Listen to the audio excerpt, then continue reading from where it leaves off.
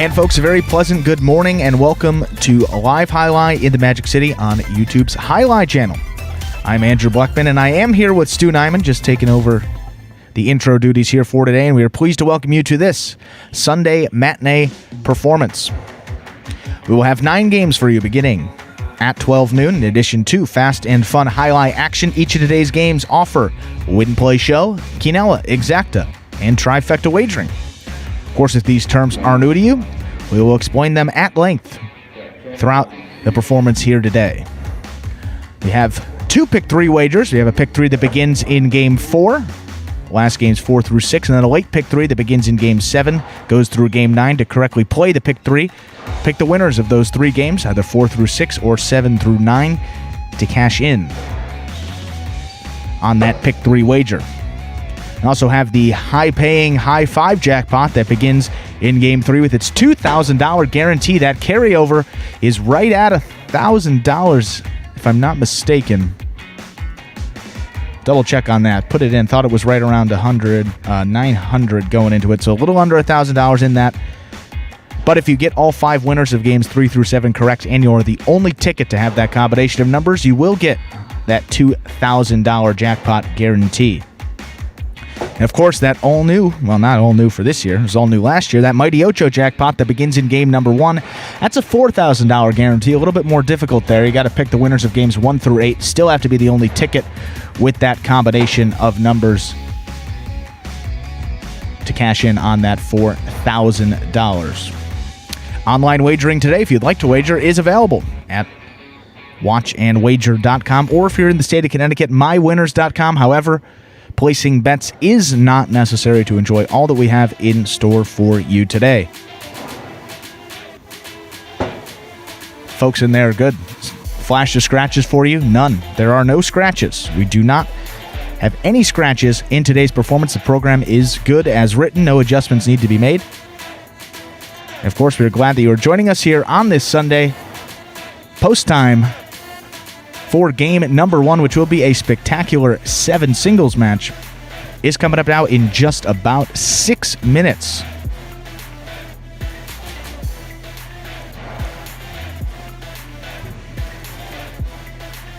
And we'll get you that video right away here that explains the scoring format for the first 8 games of this 9-game performance, and that will be, as we said, spectacular 7 scoring. Spectacular 7 singles games are played with 8 players. Each player wears a different color jersey numbered 1 through 8 on the front. These numbers are traditionally referred to as post numbers. Post numbers are used to signify the order in which the athletes will play in a game. These numbers are also used for betting purposes. Don't be confused by the numbers on the back of our jerseys. Those are just for fun. Each game begins when the player in the post 1 red jersey serves to the player in the post 2 blue jersey. The served ball must land between the 4 and 7 lines marked on the court's side wall. If the ball lands between those lines, the serve is good and play continues until one of those 2 players wins that matchup. The player who loses the matchup exits the court and waits for his next turn at the end of the rotation. It's important to note that every game has 2 rounds. The first 7 matchups in a game make up round 1. Each matchup in round 1 is worth 1 point. Round 2 refers to all matchups that take place after the 7th and final matchup of round 1. The number of matchups in round 2 varies from game to game. And in round 2, each matchup is worth 2 points. The first player to earn 7 points wins the game. And we are back here now, just 5 minutes away from game number 1. Stu just got out of a very important meeting. Yes, meeting by text. Well, I'll tell you what. I heard nuts. Anthony couldn't even control nuts, so we had to get Stu in to... That's right. I'm even trying to round up squirrels around here. Doing it all here on this Sunday. Early start. 12 noon, 9-game performance. Of course, we have those 7 singles games, 2 doubles games. Those doubles coming in games 5 and 7. First one just 5 minutes away, and let's look at some of the stats here on the week number 5. 1 performance down, 2 more to go.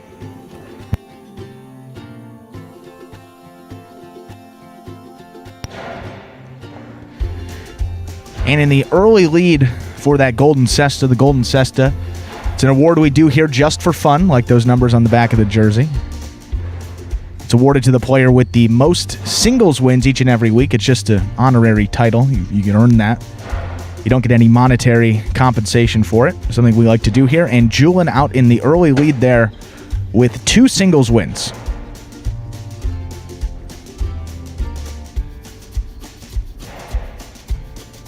Two wins there for Julian, 1 for El Barba, 1 for Ikeda, 1 for Ron, 1 for Spinner, and Tennessee. So those are how the 7 wins were divvied up yesterday. And in doubles, Bueno and Ben with a win, and Jedden and Bradley with a win. So what does that do to those overall standings here? Creates a bit of a logjam up towards the top. 4 guys at 9 wins now, which is just incredible here for this short season. Going to be in store for a terrific finish. Bueno, he has 9 wins. CRB 9, Julian, and Ron. Those are the top 4 there, with Spinner and Ikeda right on their heels at 8 wins. So now we have 6 players within just 1 win of the top of that leaderboard. He's in the money percentages, too. Some of these guys are just incredible here. Ikeda, his 8 wins, but he's been in the money 21 of his 32 games, over 65%. That's at least 10% higher than the next closest player. So Ikeda playing very well. A guy maybe to look out for in those Quinella exacta combinations. Been getting in the top 2 very frequently here to begin this 2021 short season. Yeah, we have just 3 minutes before we begin Game 1 of the Mighty Ocho for today. Game 1 of the Mighty Ocho just now. 1. Or actually, 3 minutes away. I almost said 1 minute. You know why it is? I'm obviously distracted by something else. And I glanced and I saw Game 1. I mixed that up with 1 minute instead of looking up where it says 2 minutes, 2 games. You see that there's a lot of numbers on the board. It certainly gets confusing. I can attest. I can attest to that. But we have that Mighty Ocho that begins in game number 1. The only wager that you have to get in before we begin game 1 if you want to participate. Pick the winners of the first 8 games correctly, and if you do so, get all 8 of them. $4,000 will be returned. Not bad there. Did you ask me how I was? I was going to. You didn't have the set. I was so excited to flip the question on you. It was a whole thing. But I didn't have the headset on. But how are you, Stu? How are you? Wonderful. Wonderful. That's always the response you're going to get.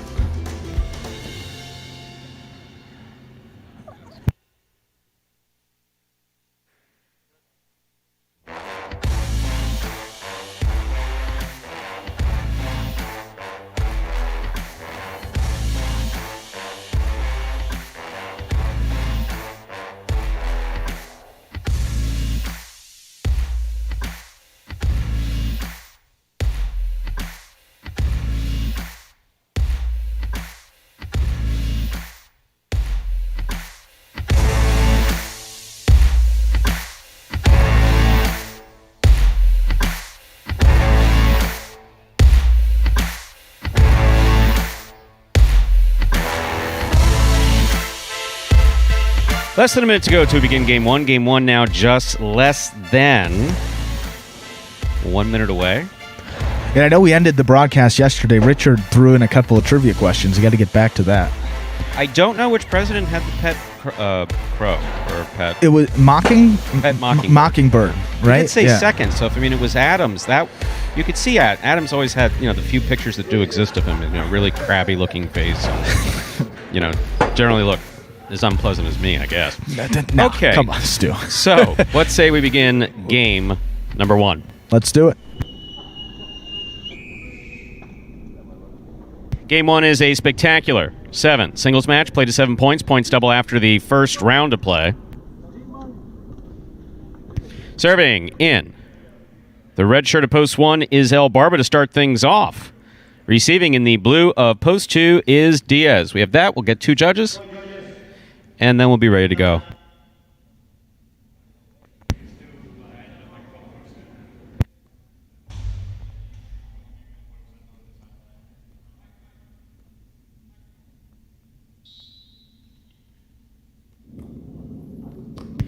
There's the serve. We begin.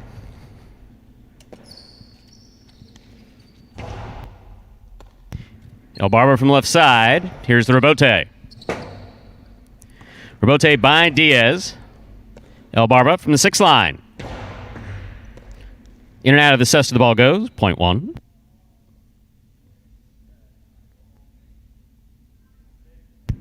First up on the board in our first game. Here's the white shirt of post 3 worn by Jedden.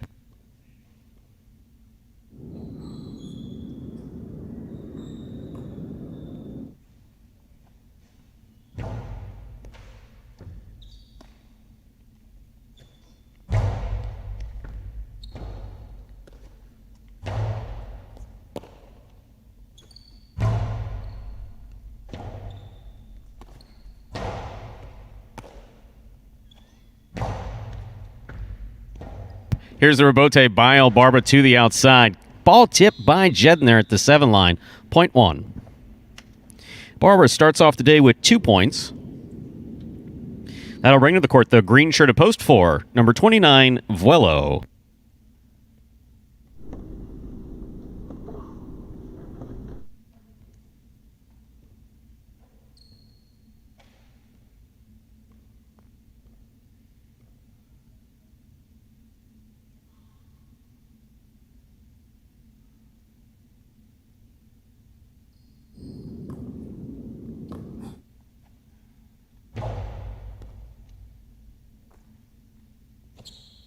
Backhand by Vuelo. Rebote by El Barba. Catch by Vuelo. Point four. And our next matchup, Vuelo serves to the black shirt of post 5, worn by Tennessee.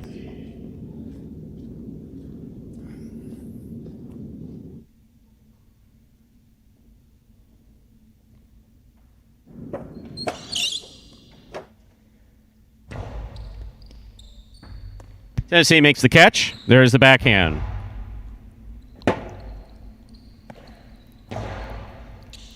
Tennessee from the forehand.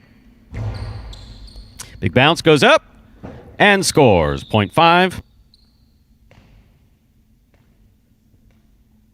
Holy shit. In our next matchup, we have Tennessee serving to the yellow shirt of post 6, worn by Juice.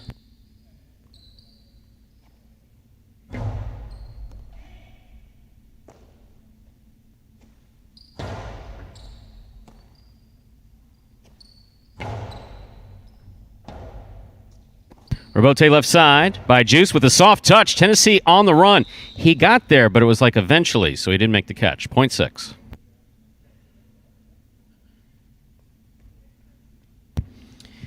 In this matchup, Juice will serve to the pink shirt of post 7, worn by CRB.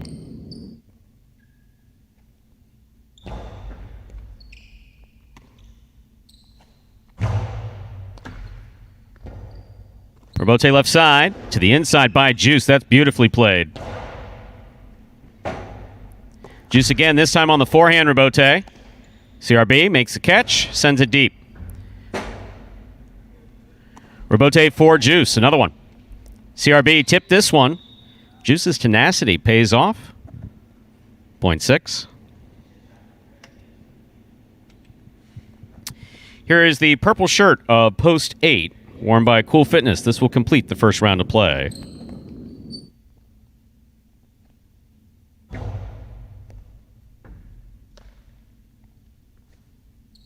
Nice backhand by Cool Fitness. Catch by Juice.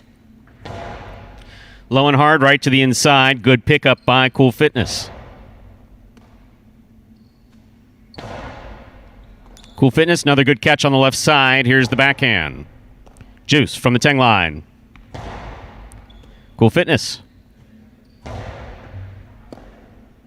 Backhand by Juice. Scoop attempt missed. Well played by Juice and Cool Fitness to complete the first round of play. Point goes to the 6. That completes the first round of play. All matchups are worth 2 points now through the end of the game. First to return, the blue of post 2, Diaz.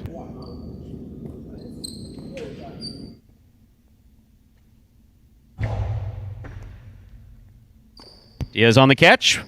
Costado to the inside. Big bounce. Juice makes the save on the rebote. It's got the distance. Diaz reads it, stops it, returns it. A carambola. Stopped by Juice. Rebote by Diaz. Beautifully thrown. Big bounce to the inside. Scoop attempt just missed. Well played by Diaz and Juice, point 6. Possible game point here for Juice. In the yellow post 6, trying to stop him, Jedden.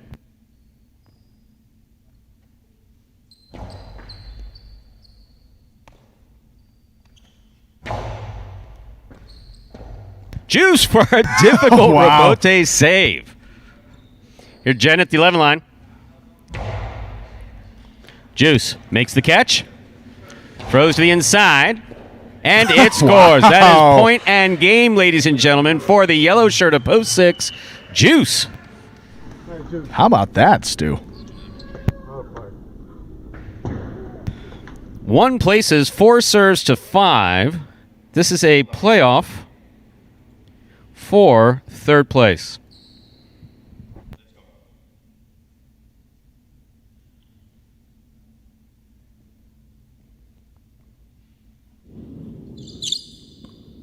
There's a serve by Vuelo.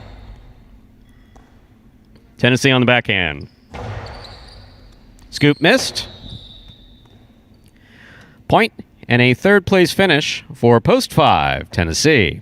Unofficial order finish 6-1-5. Your prices will be up in a moment.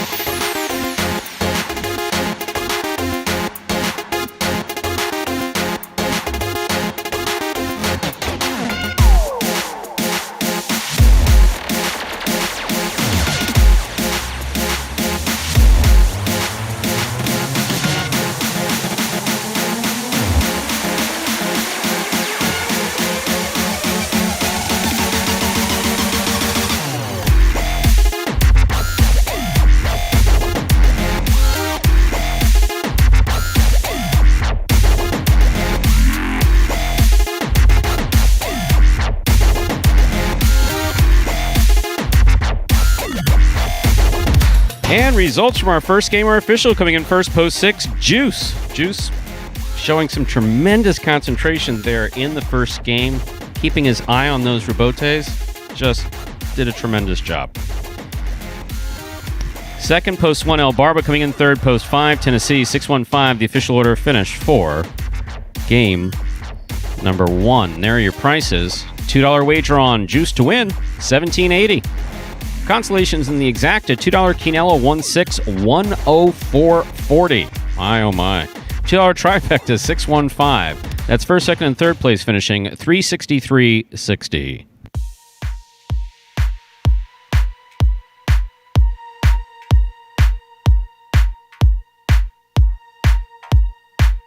Up next, ladies and gentlemen, game number 2, a spectacular 7 singles match. Played to 7 points. Points double after the first round of play. Post time for game 2 is 7 minutes away. Good luck.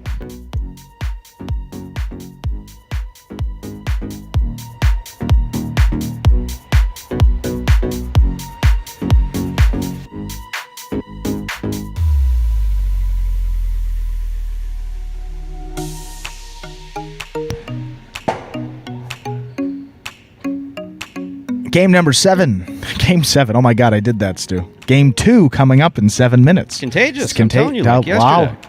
I see that. I mean, the first number I see is the 7 now. Game 2 coming up in 7 minutes. And to get you all up to the start of that second game, for any new fans that may be joining us here for the first time, we had this video that explains in simpler terms how Jai-Alai is played.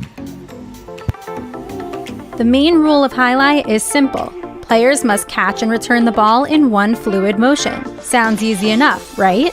So how do you win? You can win a matchup simply if your opponent overserves, underserves, or serves the ball out of bounds.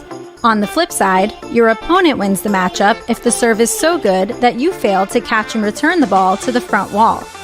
If your opponent fails to catch the ball before it bounces twice on the ground, or if your opponent's cesta makes contact with the ball but doesn't catch it, then, in both of those cases, you win the matchup. You can also win a matchup if the ball bounces around in your opponent's cesta during an attempted catch. This is called juggling, and it's illegal in Jai-Alai. Another way to win a matchup is if your opponent throws the ball and it lands out of bounds on its return from the wall.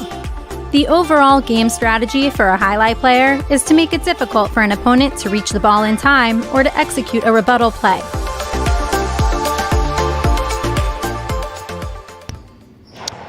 And game number 2 coming up here in 5 minutes.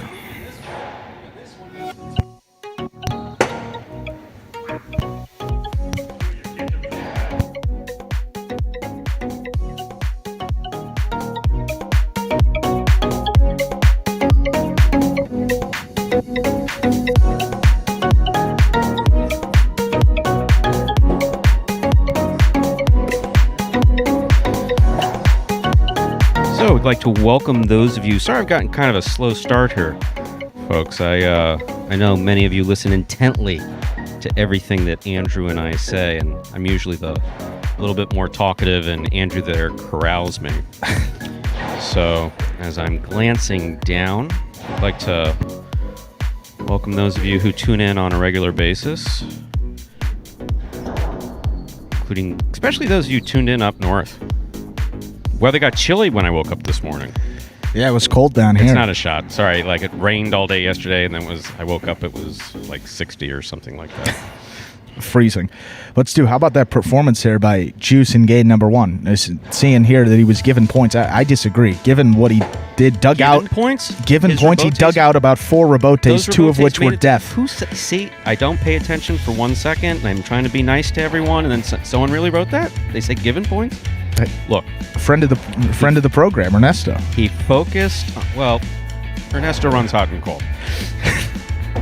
He gives compliments where he should, and he's overly harsh on some other people. Now, some people say I do the same thing, but I get paid to do it.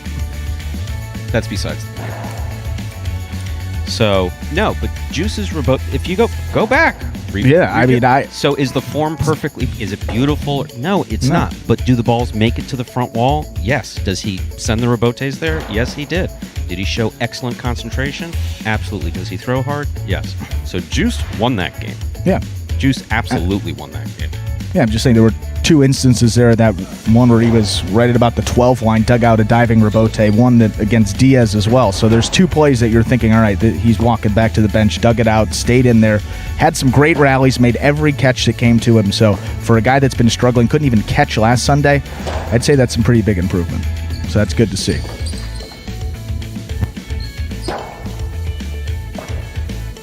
We have just about 3 minutes. 3 minutes. Wow. What do you want to talk about? I thought we had a minute.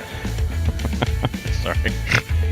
I'm kidding. Sometimes the clock stops. So out of your, look, what I'm thrown off by, I'll freely admit, Andrew, and I'll apologize. I don't mean to bring up your personal business, but I know you had, as we mentioned yesterday, your annual review last week, right? So you have, and so I saw the resultant contract that came from that. Yeah. A golf budget. Well, I just need 2 days a week. That's all I need. A caddy, but I didn't even know they had caddies anymore, except like if you play professional, which you might. But like a golf budget, seriously? Well, we can't have Jeeves carrying the sticks anymore. He's a good caddy up until a certain point. Then we really need a push for that next level. So. And I also saw that section of the contract. Part of Jeeves' salary now comes from the company? Magic City. Seriously? Jeeves is on the payroll. Jeez, oh man. I mean, start to get him. Scott yesterday told me I can have 1 grilled cheese a month out of the restaurant. I could pick any day of the month I want, but it's 1 complimentary grilled cheese. Did you get chips with that? No. Did you get a combo? No. Grilled cheese. That's a shame. Not even chips. He told me there was a vending machine that I could get the chips from. Downstairs. Exactly. Walk through, take a left, take a right. I said, can I get chips with that? He says, there's a vending machine downstairs. your money's good there. We'll take it. Reasonably priced vending machine. It's not one of these rip-off vending machines where you go get a bag of chips that has like 4 chips in it and a bunch of air for like $1.50. Oh, that's how they get you these days. Less than half the bag. Exactly. That's why you like the Pringles, the cans of those, because you know what you're going to get. I mean, they have to fill it up reasonably. Tasty, but they're not real. I mean, they've never been real chips, but they taste really well. They do taste, yeah. Just like do you have a personal favorite flavor? Barbecue Pringles. The barbecue ones, Pringles. yeah. Sour cream and onions good. The cheese good. Yeah. Any type. No, now I'm getting hungry. I got this sandwich here. Didn't have time to eat it. What did you bring? That's a big looking. Let me guess. From the company, right? Yep. Right on the company dollar. Had the credit card swipe, and you got a free breakfast. card? Yep. Jeez. You really need a better agent. Let's begin game number 2. It's a spectacular 7 singles match, played to 7 points, points double after the first round of play. Diaz is serving in the red shirt of post 1. CRB receives in the blue of post 2.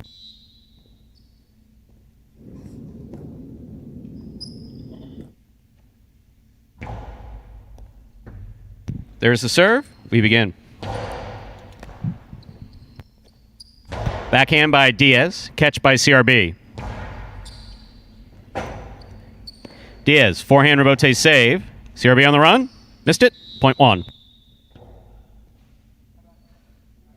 Diaz first up on the board in our second game. That'll bring to the court the white shirt of post 3, El Barba.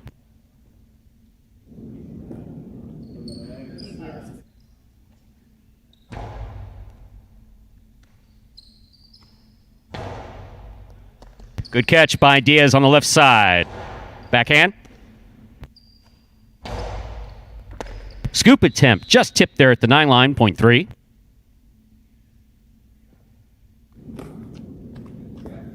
Green shirt of post 4. Cool Fitness receives.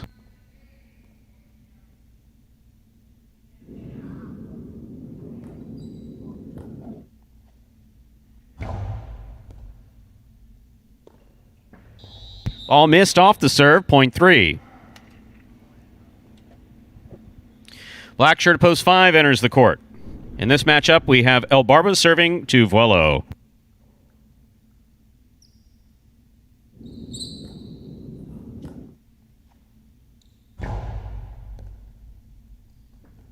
That serve hugs the side wall and scores. Point 3. Yellow shirt of post 6, Ben.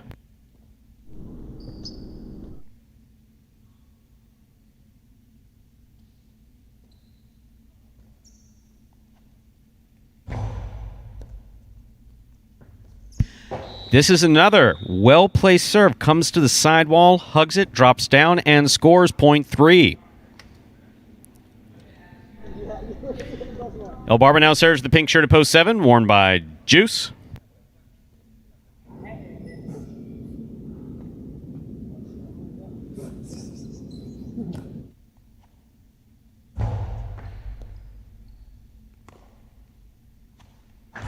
A hard throw by Juice to the inside. Rebote comes back to the inside.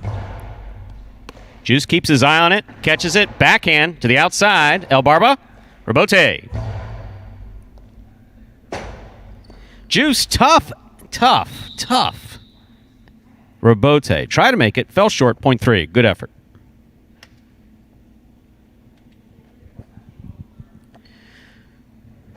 We're on the board with 5 points. Here now to complete the first round and receive the purple shirt of post 8, Tennessee.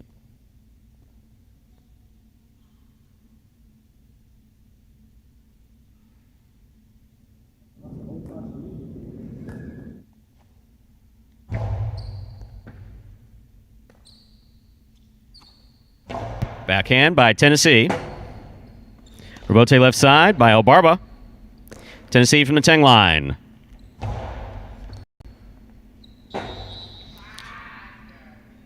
Interference ruled. The point will be replayed.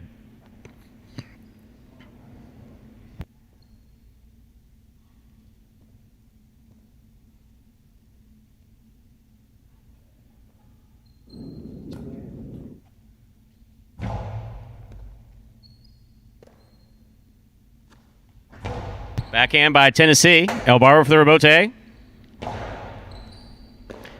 Tennessee makes the catch on the 11 line. Picada, the big bounce. Touch the side wall. El Barba's got it. Rebote left side by Tennessee. Beautifully thrown. El Barba makes the catch. Excellent catch by El Barba. By Tennessee, rather. That's a nice scoop by El Barba. Wonderful rebote save by Tennessee. El Barba makes the catch. Outside placement by El Barba. Stopped by Tennessee. Tennessee with a sharp carom cut off by El Barba. Don't worry about it, Barba. You played great just now. Seriously, you played awesome. Even with that reverse 2-wall thingy, you played great, El Barba. So did Tennessee. Well played, gentlemen. Very well played. Point goes to the 8.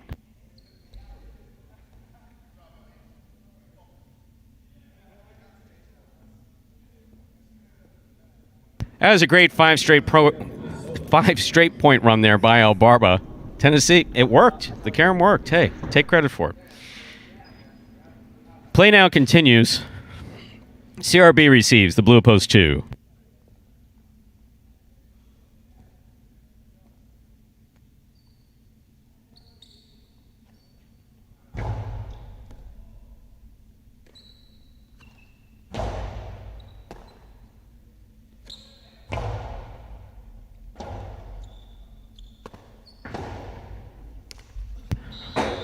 Point 2.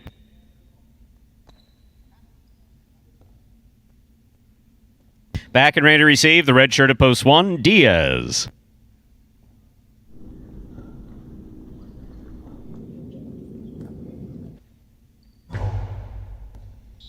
Over serve. Point 1. Diaz on the board with 3 points. Receiving, post 4, Cool Fitness.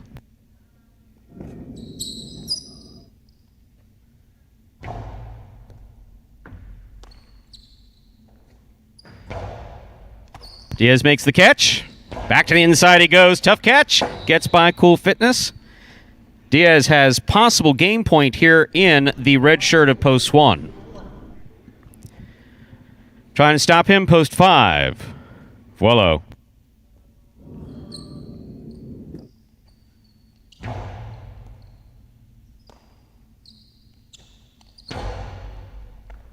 Ball goes off the side of the cesta, point 5. 5 on the board with 2 points. Here's post 6, Ben.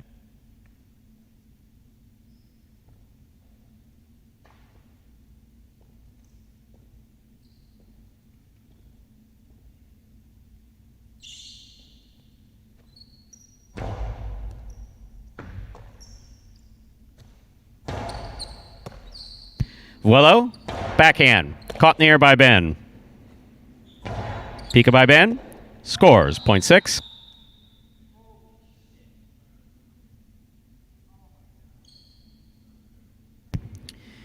Ben now serves. Pink shirt at post 7. Juice receives.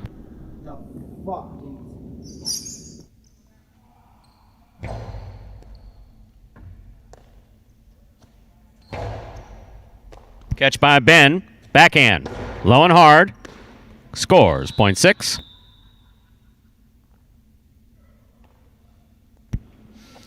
Back with possible game point. El Barba.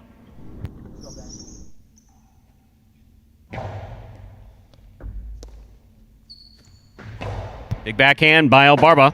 Ben sets up for the rebote. Big bounce to the inside. El Barba, nice reach, good catch. That looks bad.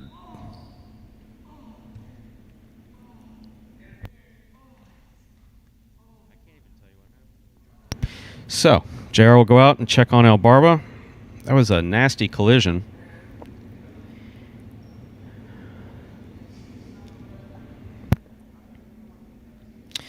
So, I'm not looking at the review, but El Barba had a great reach. I mean, just like a tremendous reach. I mean, took a bit of a fall there, especially on this. So, Tennessee signaling to me that he's got, I guess, like... Maybe the wind knocked out of him or something? Or his hip. Yeah,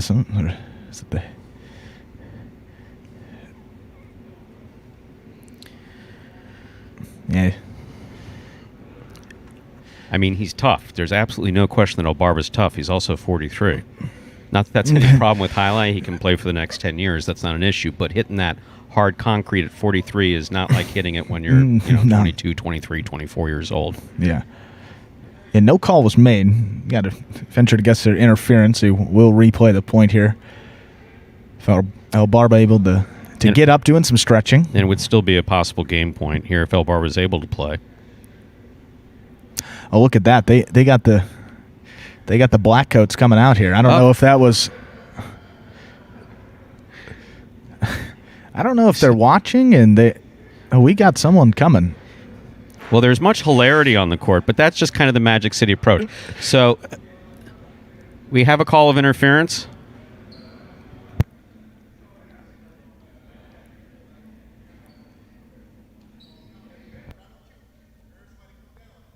Well, we're getting the full injury report from from Tennessee. Yeah, but he's saying it through the glass. He knows I can't hear through the glass. We're hearing, 4 years now I've been telling him I can't hear through the glass. Elbow. Yeah, elbow, hip. I think that's where he came down on that side here. So he's just getting some extra throws. No, Dave, injuries, not often we see that. I think the last time I can remember was Diaz went down with a knee last year, making a catch right along that side wall, but they're few and far between there with the injuries here. But El Barba looks to be ready to go. It's obviously a good sight. Interference was the call. Point will be replayed, so it's still possible game point for El Barba. There's the serve. Play continues. Backhand by El Barba. Rebote forehand by Ben.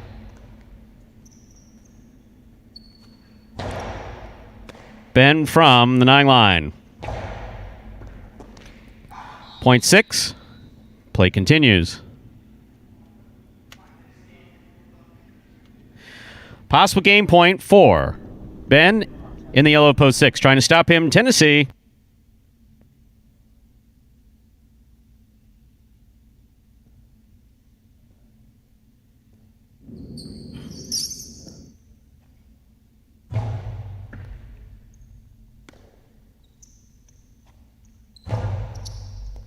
Fine catch by Ben at the 10 line.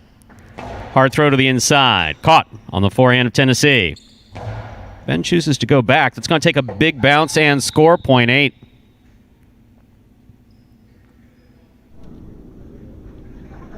Play continues. 8 on the board with 3 points. Here's post 2, CRB.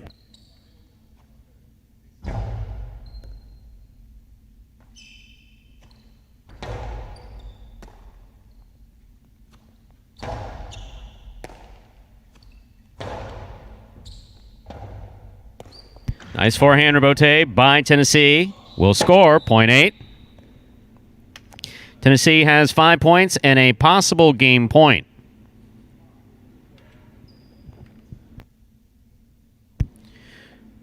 Trying to stop him. Post 4, Cool Fitness.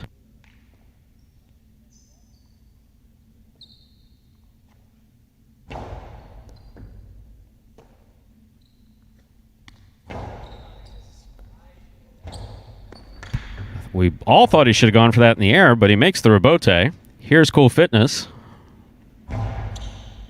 Catch by Tennessee. Hard throw, rebote coming out. Rebote left side. Soft touch. Tennessee makes the catch. Oh, wow! He doesn't normally throw those, but throwing them to win looks even better. Point and game, ladies and gentlemen, of the purple shirt of Post 8, Tennessee. 6 places, 1 serves to 3. This is a playoff for 3rd place.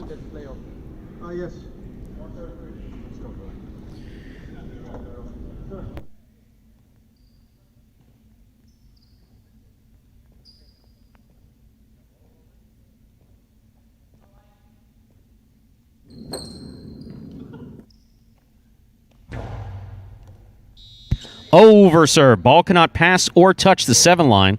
That is point and a 3rd place finish for post 3, El Barba. Unofficial order finish 8-6-3 for game 2.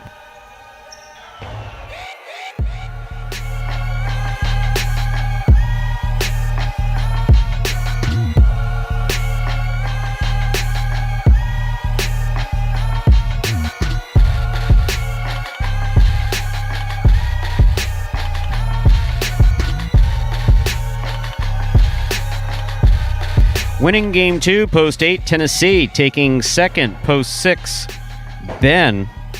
Coming in 3rd, post 3, El Barba, 8-6-3. The official order finish with 4 possible game points in that game. Diaz had possible game. El Barba had possible game. Ben had possible game. And Tennessee, of course, had possible game. Tennessee actually picks it off. 8-6-3 is the official order finish for Game 2. $2 Quinella, 6-8. That's first and second in any order. Returns 141.60. $2 trifecta, 8-6-3. That's first, second, and third place finishing $297.20. $2 wager on 8 to win, $20.80.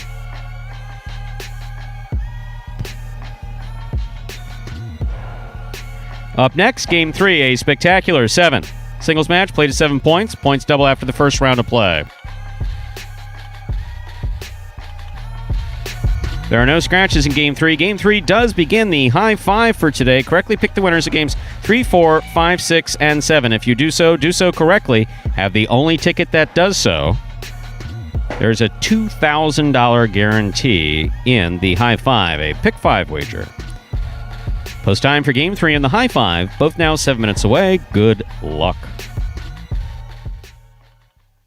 Introducing the newest game in fantasy sports, Jai-Alai. Play for free every week for cash and prizes. Experience the thrill of the world's fastest ball game live on the Jai-Alai channel and get in on all the action at fantasyjai-alai.com. It's easy. Just sign up for free at fantasyjai-alai.com, pick your players, watch your progress, and win. It's fun. It's free. It's just one click away at fantasyjai-alai.com. And folks, there, you saw that promo for the free-to-play Fantasy Jai-Alai, brought to you by the Jai-Alai channel. Weekly Fantasy Jai-Alai contest. Go to fantasyjai-alai.com if you would like to play and you are not yet signed up. You'll be able to create your account through that homepage at fantasyjai-alai.com, and from there, each week you build a lineup of 4 players. Of those 4 players, 3 of them are singles players, 1 of them is a doubles pairing, and you get points based on how they finish throughout the Parimutuel playing week. So 5 points per each win, 3 points per place, that's a second place finish, 1 point per show finish, which is third place that your player earns throughout the week. We total those up, and the person that finishes at the top of the leaderboard, the contestant that finishes at the top of the leaderboard there, will take home at least a share of that $100 cash prize if there are multiple winners, but $100 is the purse as of now. If we get up over 200 active players, that cash prize will increase to $200. Now, Stu. Yes. Speaking of that cash prize, I took a look at the contest report that I get here to see how many people do we actually have playing fantasy. 130, we've been right around 130. I mean, 135, 134, 132, just up and down here for the past couple weeks. But there are over 217 people signed up. So that sounds like more than 70 people have said, oh, screw it, I don't want to do this. Right. And when I say it's a risk-free bet each and every week to potentially take home $100, it takes you about 3 seconds to do it. You might as well fill those lineups in, and who knows? One of those weeks you could be the one that takes home that 100. I don't think you're selling it right. You're saying it takes 3 seconds. Why aren't you doing it? No, don't do that. Please do. No. You need to challenge them. You need to challenge them on their handicapping ability. Because the truth of the matter is that anyone who watches with any degree of regularity... So none of you guys can win. Win. No, but if people really focus on this, and I'm not saying that translates to parimutuels, because it's a little bit more complicated to handicap and figure out who's going to win a Quinella where points double in the second round, and literally anybody could win that game. Some are more likely to based on others. But as far as the fantasy element is concerned, to be able to sit down and handicap each player, and you see how the guys play. Did you think that Juice was going to make every rebote that came to him in the first game today? Yeah. No, I couldn't have called that. I had hopes for it, obviously. I always have hopes for it. Did I think that Diaz was going to get to a possible game point in the second game? Maybe not. Maybe I didn't think that, but he did. He wasn't able to finish, which I understand. Sure. But, so no, it's just challenging. Yeah, an interesting point here brought up by Pat. We don't want you to stop playing because there is nothing to do with total point accumulation. Those season standings are just there as a reference. That has nothing to do. There's no prize for being at the top. It's a weekly contest. So if you finish at the top of the week for week 5, you get $100. If you finish on the top week 6, you get $100. Each week it's a different contest. That season standings page, I know it totals it up there, but don't worry about that page at all. Does not matter. There is a award at the end of the season for the person that wins the most total weeks, that you'll get a special prize from the Jai-Alai channel, but it is week by week. It is not accumulation. It was a personalized prize. Yes. And the person went, really? Where's my big check? He said, well, no one said anything about a big check. This is personalized from the Jai-Alai channel. They went, but I want a big check. I said, well, there's no more big checks to give out.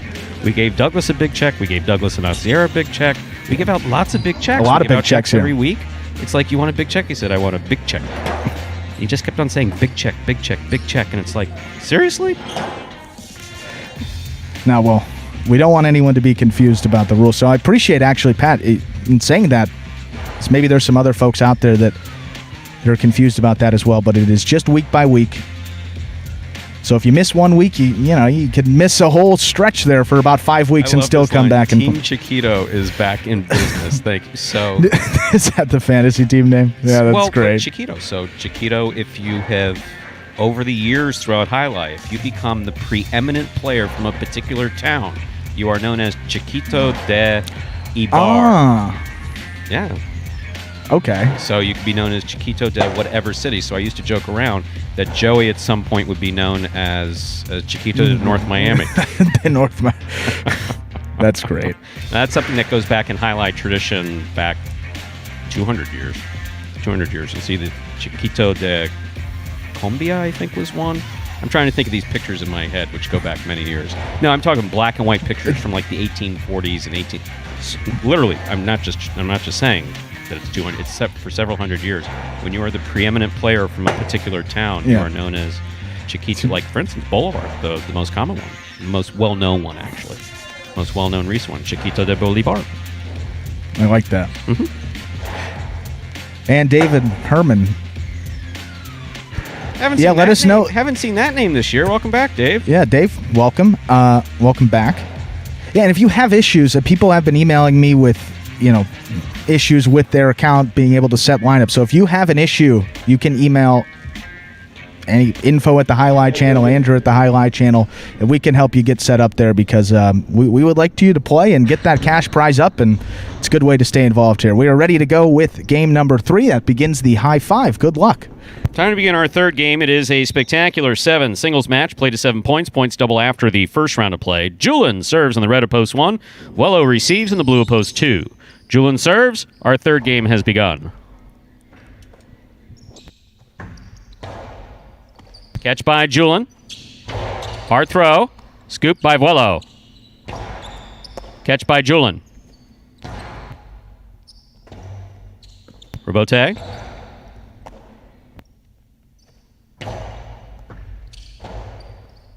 Point 1. That'll bring to the court the white shirt at post 3. In this matchup, we have Julian serving to Diaz.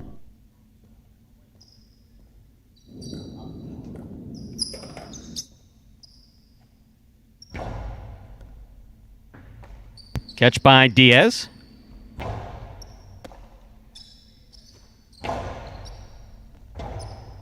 Rebote forehand by Diaz. He keeps it in play. Scoop attempt. Tipped on the left side. Point 1.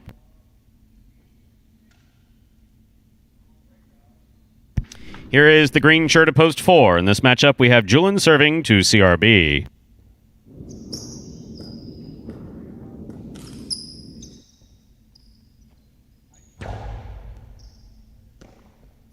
Ball missed on the left side of CRB. Point 1.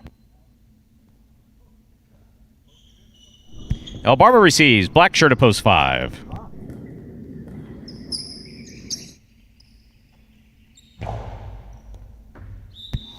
Try to angle it into the box by adjusting that hip. Point 5. Overserve.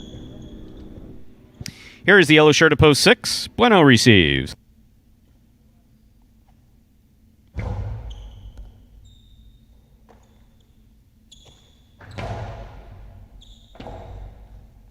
Rebote, thrown to the inside.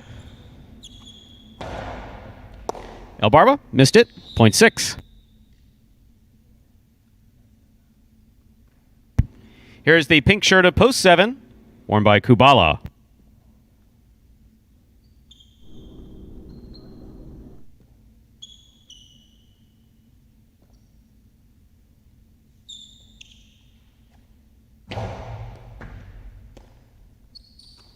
Backhand by Kubala. Point 6.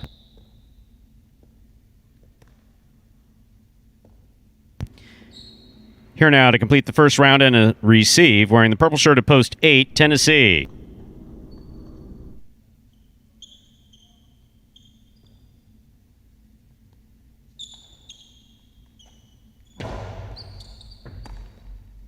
Ball missed off the left side of Tennessee. 0.6. That completes the first round of play. All matchups are worth 2 points now through the end of the game. First to return, the blue post 2. Vuelo.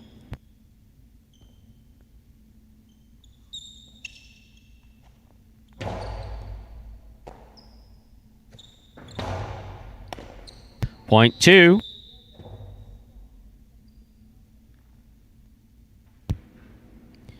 Two now serves the white shirt at post 3, Diaz.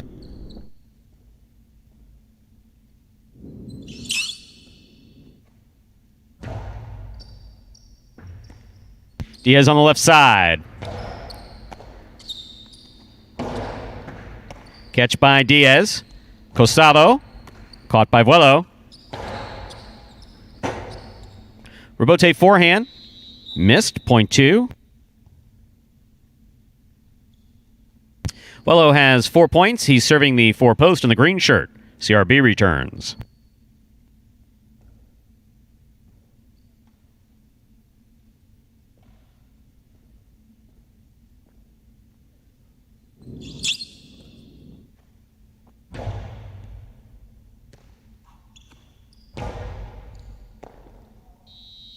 Point 4.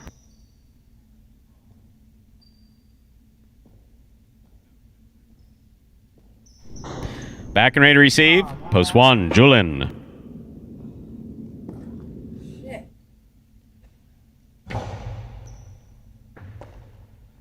Backhand by Julin.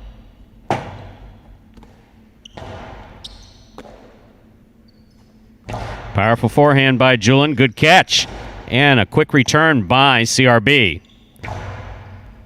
Excellent catch and return by CRB. Catch by Julin. Catch by CRB. He goes deep. And scores. Way to hang in there, CRB. 0.4.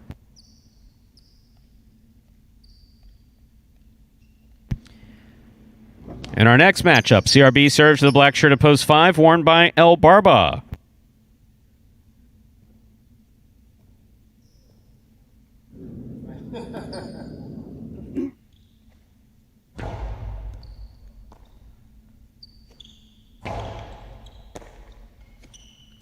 Strong backhand throw by CRB. Rebote swing and a miss by El Barba, 0.4. Straight points in the second round to a possible game point for CRB. On the court trying to stop him is Kubala.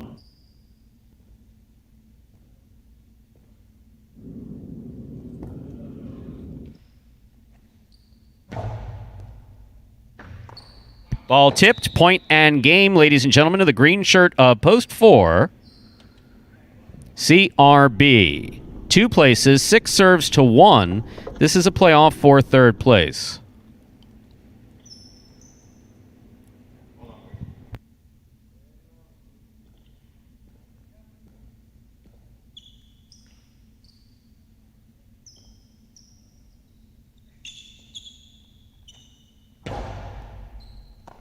Ball tipped. Point and a third place finish for post 6. Bueno.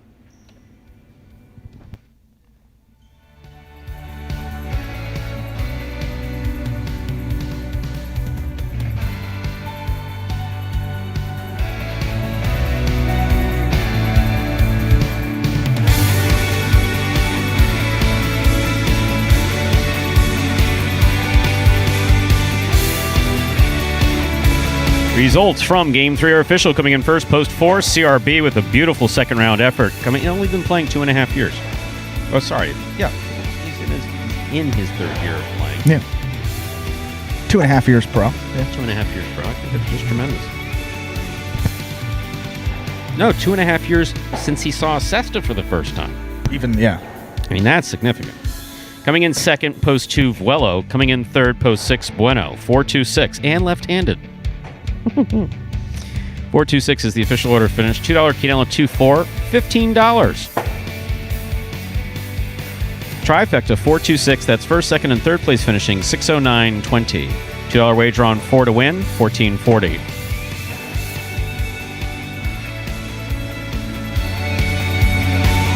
A Up next, ladies and gentlemen, is our fourth game. It is a spectacular 7 singles match. Played 7 points. Points double after the first round of play. Post time for Game 4, just 7 minutes away.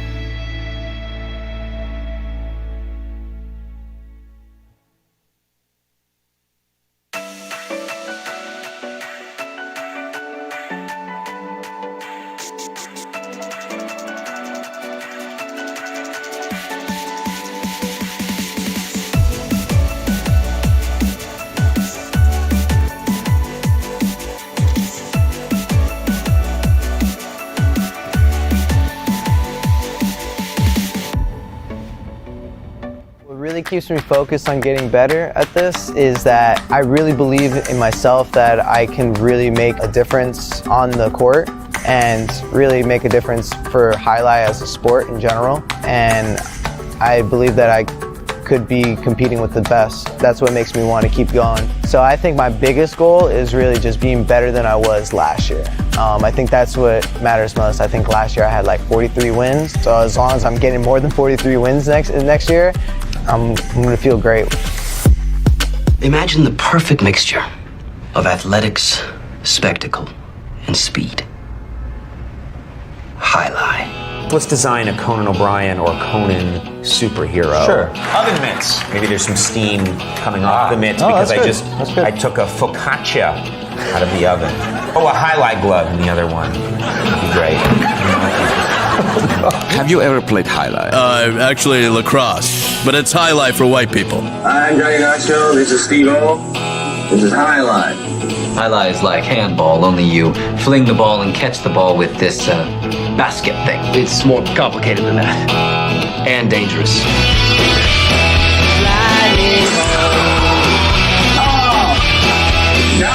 It's got the same fingerprint as baseball, only better. A special stadium called a fronton.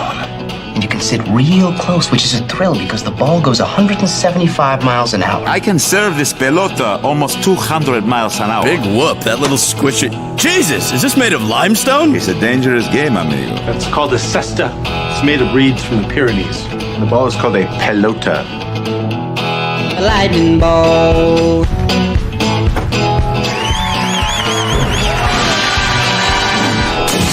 Oh, good God. And Stu, speaking of examples of Jai-Alai in pop culture, I was watching Scott Van Pelt, late night host ESPN. He starts off the program with the best thing he saw today. I think this was Friday night. It was an outfielder in baseball spring training game, went to make a catch, and the ball kind of went in and out of the glove, kind of like how it goes in and out of the cesta. And Scott Van Pelt goes, looked like a Jai-Alai cesta, the way the ball came in and out. So, Wow. First couple minutes of primetime Friday night television, Scott Van Pelt. He's a big Jai-Alai guy. I've heard a couple of times. He's made references to it, and not the first time. Last year it happened, but this one was very recent. Ben, get your face out of there, you moron. So if anyone else picked up on that. Ben's not a moron, by the way, but he sometimes gets a little too playful. The flexing in the camera, yeah. That wasn't flexing. He put his big eye in there. He's intimidating. Yesterday, the flexing. Yes, yeah, yesterday he was flexing. He got the pic. So, we see Mr. Westner, or Dave, depending upon how you want to do this. So, it seems like you're new with some of the questions you've been asking. So, first of all, welcome. Glad you're watching. Hope you enjoy. And the announcer fella, the young ginger, the intelligent one, is Andrew. The older grizzled one is Stu. So, we can go by our names if you have questions. And I'm really pleased that, look, Magic City has the most awesome fans. Even some of the critical ones, too. Yeah. You say something abusive, yeah, you're probably going to, hear it, as we said yesterday. And unfortunately, I feel a little guilty about what I said about Juan with the numbers after his name yesterday. I shouldn't refer to someone's IQ. If he's an idiot, it's not his fault. It's not his fault. But he is responsible for what he types, and I didn't like what he typed, so off he goes. Anyway, I love the Magic City fans. I mean, the fact that they're able to pick up on questions and answer them, like to the specific. Without a hitch. But one question Dave did ask whether or not the players play this for a living. Absolutely, they play it for a living. Yeah. The Magic City players are on a 1-year contract, so they're contracted year to year, and they all actually make the same salary. So they have a set salary that's paid every 2 weeks. They have benefits associated with any job. So when we're not playing, they're paid to practice. They have the entire month of December off, which is kind of nice. And then the prize money is if they win a game, it's $100. If they come in second, it's $50. Third place is $25. With big money awarded to those at the end of the year. If you win the singles championship, it's $15,000 for the person who wins the most singles games throughout the course of the year. $10,000 for second, $5,000 for third. And we typically also have, when we play doubles, which you'll see coming up in games 5 and 7, we also have at least 2, sometimes 3 doubles seasons throughout the course of the year. Doubles tournaments throughout the year.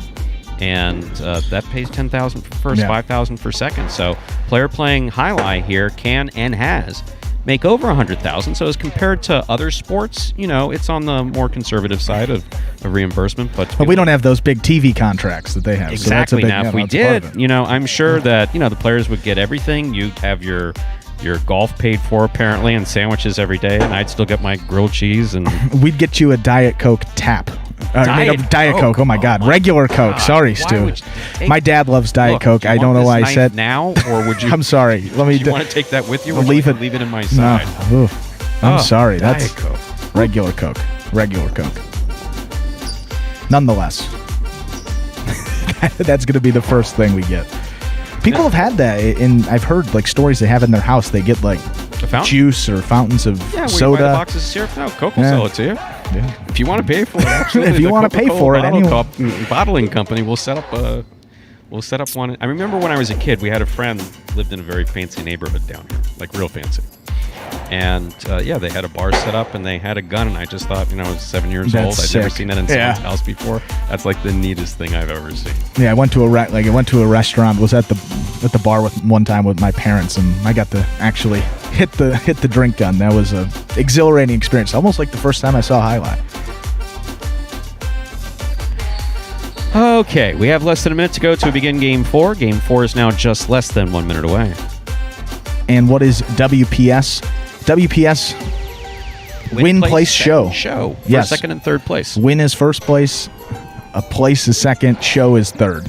And that money that the players win is in addition to their salary. So they all start off on the same footing, making the same amount of money. And then one of the reasons why they want to play aggressively is the better they play, the more money they make. Absolutely. Incentive based each and every game. The clock has 0 minutes, though.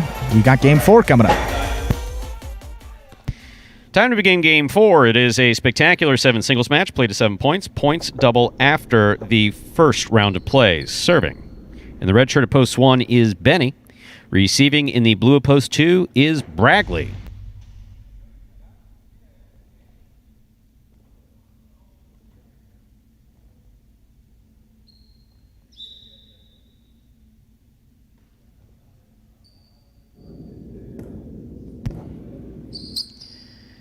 There's the serve by Benny. We begin Game 4. Powerful throw by Bragley. Robote's save falls just short. Good effort by Benny to try to save that ball. Point 2. In our next matchup, Bragley serves to the white shirt at post 3, worn by Julin.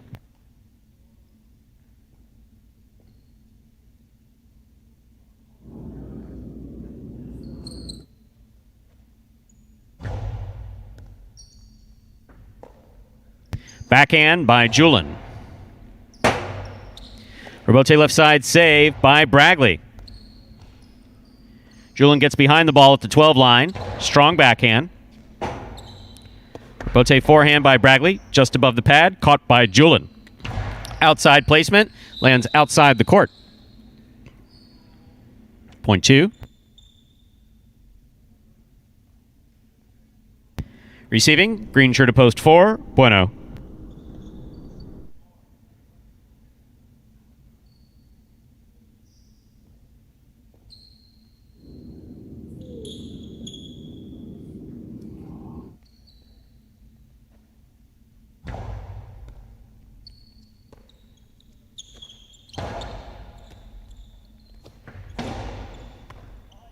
Point 2.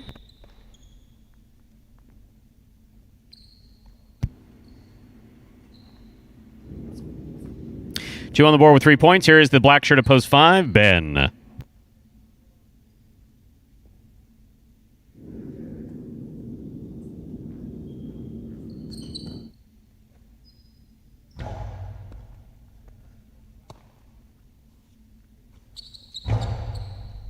Backhand by Bragley from the 8 line, hard to the inside.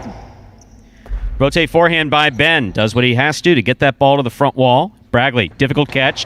Big backhand. Robote coming all the way out. Robote to the inside. Bragley will back up. Robote forehand by Bragley. Catch by Ben. Almost. Point 2. That is 4 straight points for Bragley in the blue of post 2. In this matchup, Bragley serves to the yellow shirt of post 6, worn by Kubala.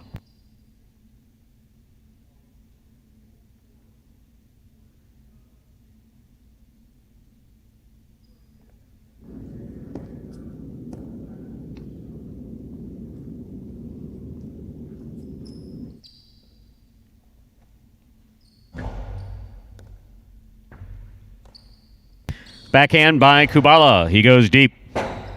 Robote forehand. Catch by Kubala.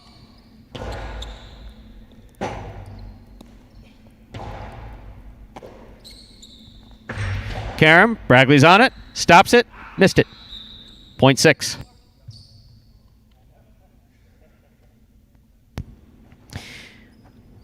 In our next matchup, Kubala will serve to the pink shirt of post 7, worn by Anderluck.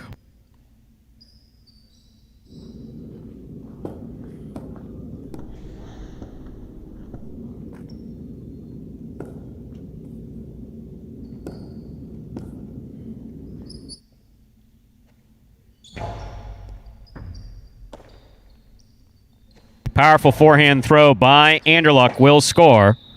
Point 7.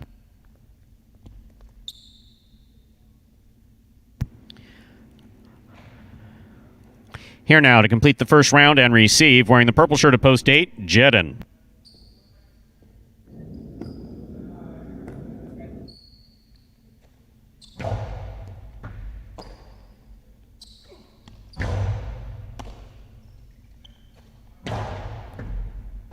Hard forehand to the inside, scores well for Anderluck. Beautifully thrown, point 7.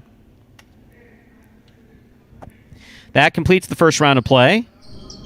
From now to the end of the game, all matchups are worth 2 points. First to return, the red of post 1, Benny. Backhand by Benny to the inside, catch by Anderluck. Anderluck goes deep. Robote forehand save by Benny. Catch by Anderluck. Hard to the inside. Caught by Benny. Backhand. Benny going for the low runner to the inside just above the pad. Caught the pad instead. Point 7.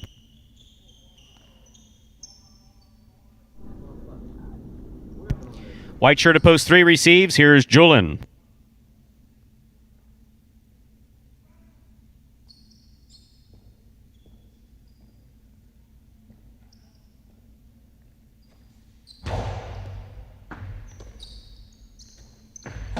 Backhand, caught by Anderluck. Powerful, powerful forehand by Anderluck. Robote by Julin. Catch by Anderluck. Over the top, caught by Julin. Julin from the 11 line. Hard throw to the inside. Anderluck off his footing, just missed the Robote. Point 3.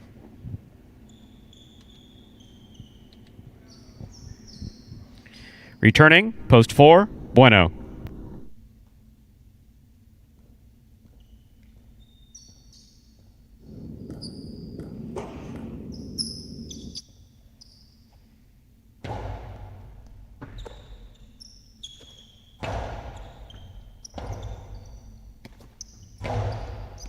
Bueno makes the catch. Stopped by Julin. Powerful forehand throw by Julin. Point 3.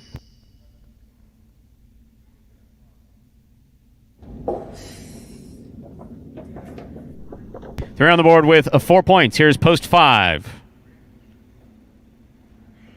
Ben.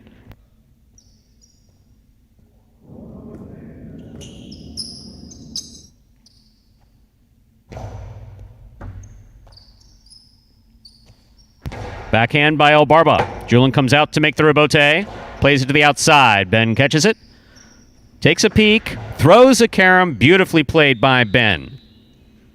Point 5.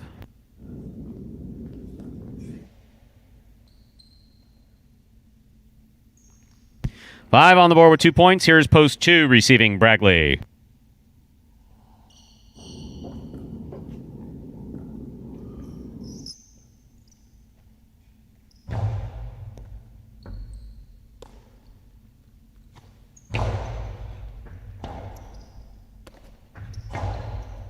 Bragley makes the catch, midcourt. Hard throw. Scoop by Ben. Then a drop. Point 2. Possible game point for the blue shirt of post 2, Bragley. Trying to stop him, Kubala.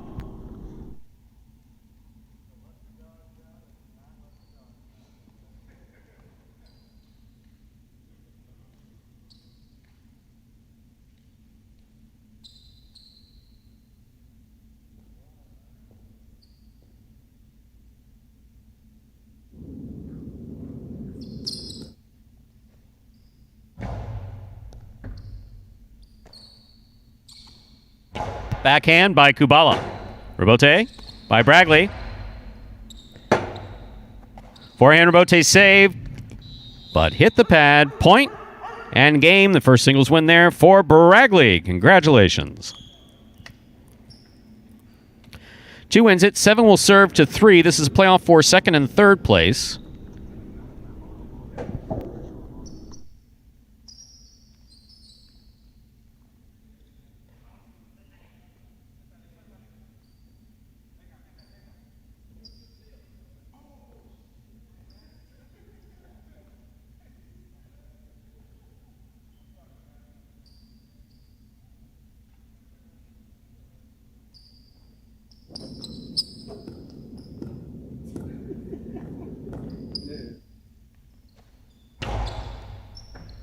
What a serve by Anderluck. Wow. Beautiful. Point and a second place finish for Anderluck in the pink of post 7. Julin comes in third. Unofficial order finish 2-7-3. Your prices will be up in a moment.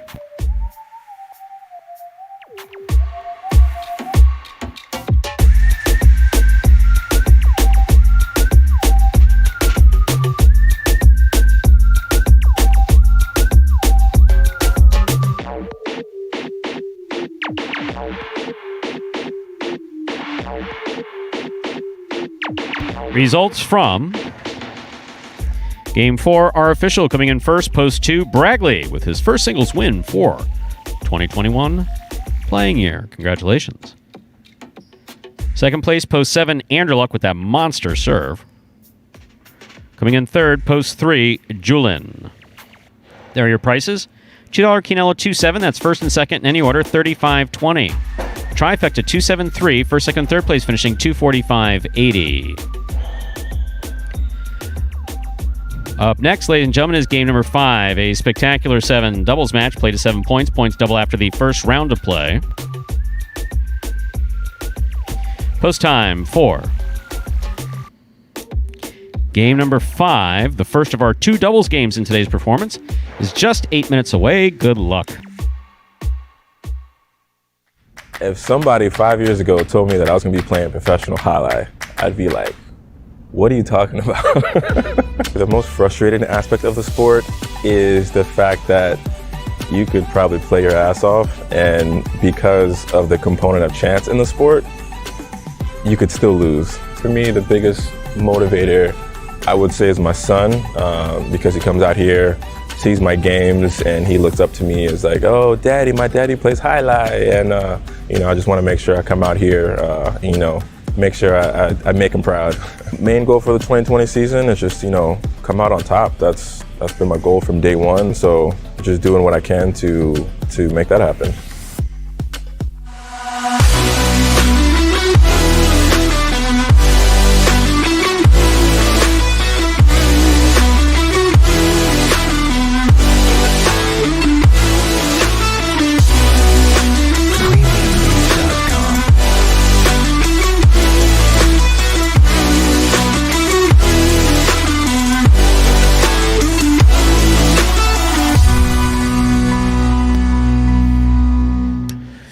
And folks, there you saw Bradley for his first singles win of the season, and also that little promotion there for Prize Picks, because along with the Highlight channel's free-to-play Fantasy Highlight. Daily Fantasy Highlight has been picked up by one of the major players in fantasy sports, and that is Prize Picks.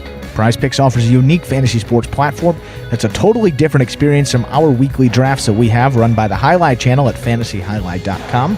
Prize Picks allows you to bet on individual players and then mix and match amongst a variety of sports each and every day. All you have to do is select over or under the projection in which Prize Picks sets for you. So they make it pretty simple there. For a limited time, they're offering special incentives for signing up. Just go to prizepicks.com and type HI, J-A-I, into the referral code field when you sign up. And if you make a $100 deposit into your betting funds, well, the good folks there at Prize Picks will match that just like that and put another $100 into your account. And then here's where it gets even more interesting, because if you send us a picture of your computer or phone screen as proof that you use that referral code HI at sign up, well, you're going to qualify for double the cash prize if you win a week of the Highlight channel's Fantasy Highlight in this 2021 season. So all you have to do, Stu, sign up at Prize Picks, use the referral code HI when you sign up. Most importantly, make sure to take a picture of the sign up page where we can actually see the referral code field with the word HI typed in it. So that's the screen before you click to submit your sign up. Go ahead and send that photo to info@thehighlightchannel.com. If you do all that, you'll qualify to get double the cash prize when you win a week of our Fantasy Highlight at fantasyhighlight.com. Plus, you get that $100 bonus deposit match to get you started on Prize Picks. So it's a win-win. Sign up there at Prize Picks. That is prize, PICKS.com today. So even though you were giving that wonderful explanation regarding, I was completely distracted by this brilliant chat. Brilliant. Great stuff coming in. Brilliant. Some new names. You got Sheldon, Sean. Sheldon, you're not wrong. Dania does use standard. Dania and Casino Miami. There's a couple other frontons that play a few days of Highlight to keep their licenses going, but they are traditional Highlight courts, so you're talking about courts that are 176, 178 feet long. And they use a traditional Highlight ball. It's the hardest and fastest ball in professional sports, or any sport, really. Here at Magic City, we're on a shorter court with a ball that is, it's not rubber, it's plastic. It is a hard plastic ball. So when you're thinking about the ball here at Magic City, you want to think about a ball that, if you know traditional Highlight, that has it's a little bit heavier than the traditional Highlight ball. Right. And it's not as hard. However, it does have the same density as a hockey puck. Yeah. So that's a good comparison. That's about the fairest comparison to make. It's like a spherical hockey puck. So you would not want to be hit with it. Yeah. You definitely, lacrosse ball kind of too. Harder than a lacrosse ball. Yeah, but harder, yeah. Definitely harder than a lacrosse ball. And a little bit lighter than a lacrosse ball. So that's about where this ball is. And it's funny, when you take this ball onto a traditional Highlight court, which we have done, it's 1,000 miles an hour and the second bounce is crazy. So this ball is actually it's actually really perfectly suited to the glass front wall and back wall. And the glass that's used here, as part of the structure of the court, it's beyond tempered. It is it's basically impact resistant on steroids. Yeah. So it's two impact resistant panes with a clear membrane in between them. And we went through a lot of balls. It was a pretty exact science to figure it out. Some custom handmade balls before we found the right ball that the glass could take, of course. And it was funny. I was thinking that on Sundays there used to be a religious program in South Florida. It may have been nationwide. I'm not sure. Robert Schuller and the Crystal Cathedral, and we are in the Crystal Concha on Sundays. Ah, Concha is Spanish for court. Like what you did there. Yeah. Fronton is what the building that Highlight is played in is called. So we have the Crystal Concha. The Crystal Concha. Got a nice ring to it, doesn't it? I like that. And alliterative, so we're all aboard that train. We're all into alliteration here in the announcement. We love it. Well, keep those questions coming there. And I know Dave asked about what happened to Douglas a little while back. Just a wrist injury that had been nagging him for a while there. So decided to get it checked out, and the decision there was to rest it up for a couple weeks and get ready for that regular season starting in May 1st. So yes, there wasn't one play where he hurt it, anything like that. Kind of the accumulation of playing a lot of highlight here over the course of a couple of years, and that wrist taking a bit of a beating, but we'll be back here very soon. Wow, and this may be a miracle. Pat Kowalski, so a true aficionado of highlight, has now officially said that short court highlight is actually more exciting. Wow, Pat, that's significant. Those are good comments. Pat pays very close attention to form and every detail. Very knowledgeable fan. Absolutely, no question about that. So Pat says it must be true. Well, some great stuff there. We got doubles coming up. Some dodging deaths, too. Time to begin game number 5, or as we call it here at Magic City, Dodging Death 1. We do like our funny bits. Part of the Doubles Championship Series here at Magic City Jai-Alai. Anderluck serves. Blue post 2, CRB, spinner, receive. It's quite the first serve. Spinner returns it. Spinner with a good catch at the 10 line. Hard backhand, Robote coming all the way out. Robote forehand by Anderluck. Catch by Spinner. Outside placement by Spinner. Anderluck gets assessed on it. Rifles it back. And it scores. That was tremendous play by Spinner and Anderluck. Anderluck gets the point for the 1 team.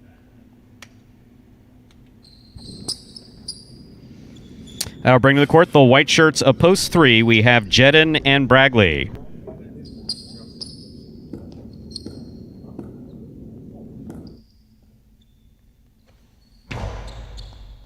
What a catch by Bragley, one-handed and all.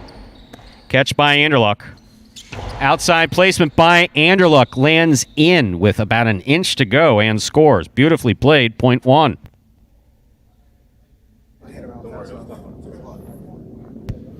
Anderluck now serves the green shirts of post 4, Ikeda and El Barba.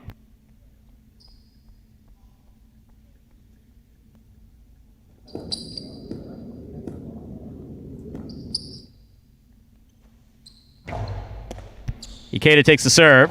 There's the backhand. Catch by Tennessee. Backhand by Tennessee. El Barba makes the catch. Catch by Tennessee. Hard throw by Tennessee, rather. Anderluck from the left side. Backhand.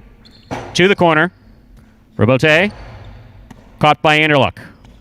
Anderluck blasts it to the inside. Catch by El Barba.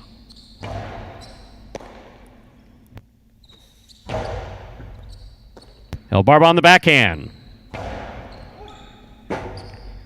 Anderluck calls for the Robote. He makes the save from the right side. Here's Ikeda at the 7 line. Robote coming out. Robote forehand by Anderluck. Catch by Ikeda. Catch by Tennessee. There's the backhand. Caught by El Barba. Anderluck on the left side. Goes deep. Caught on the forehand of El Barba. Almost. Well played point by all 4 players. Point goes to the 1.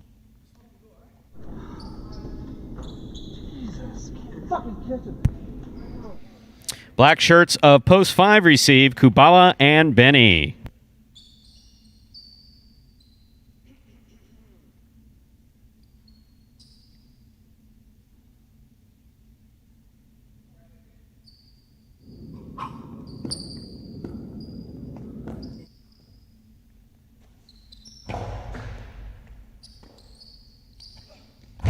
Big backhand by Benny. Touched the overhead screen. That's out of play. Point 1. That's 4 straight points for the 1 post.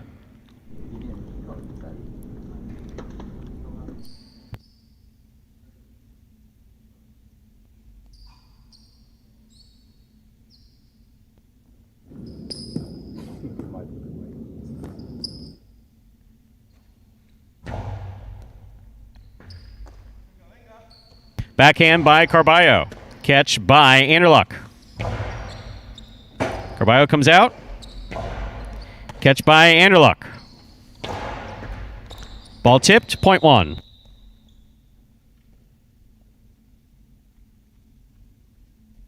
One is on the board with 5 points.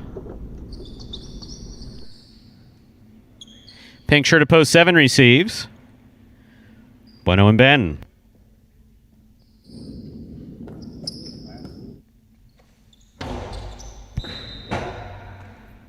Wow. 0.7.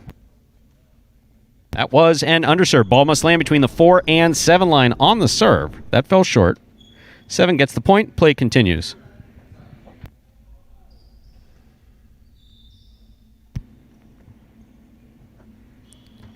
Why is your foot on the window? Thank you, Manuel. Thank you. Thank you. Manuel told Ben to get back and to leave the announcer alone. Thank you very much, Manuel. Thank you. 2 points for Manuel. Point stripes.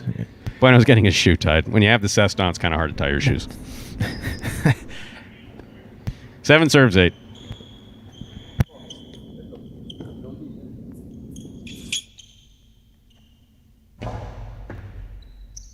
Ron on the backhand. Scoop attempt. Just tipped. 0.8.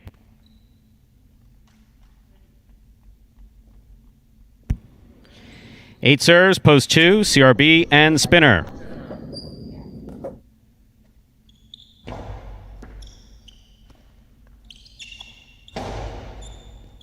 Catch by Ron. Backhand. Low runner. Scores. 0.8.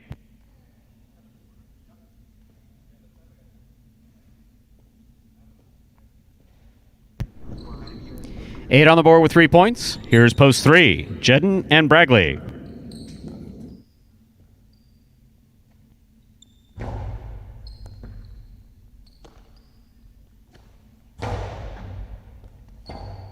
Ron makes the rebote.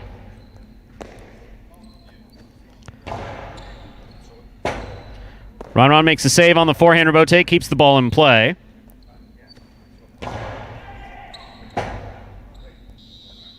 Interference ruled. The point will be replayed.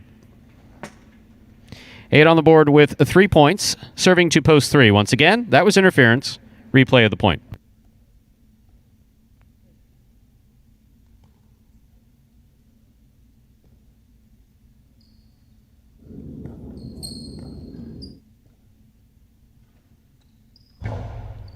Catch by Jedden.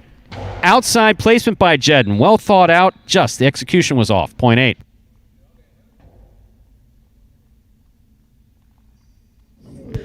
Possible game point. For the purple shirts, post 8, Juice and Ron. They have 5 points. Trying to stop them, Ikeda, El Barba. Ball tipped. Point and game for the purple shirts, post 8, Juice and Ron. No playoff here. 1 places, meaning they came in second. 7 comes in third. Unofficial order finish, 8-1-7. Your prices will be up in a moment.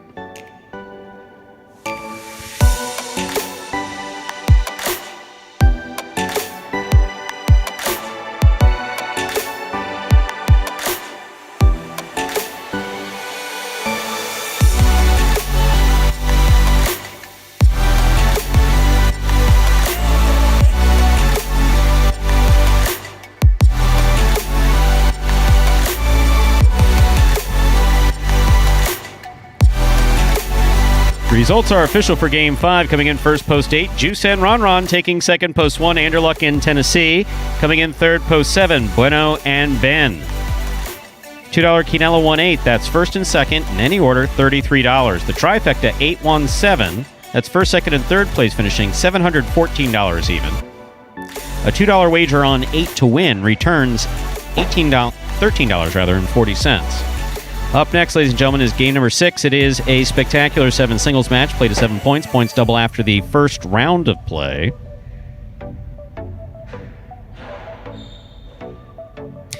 Game 6 closes out the pick 3 for today. Post time for Game 6 is 7 minutes away.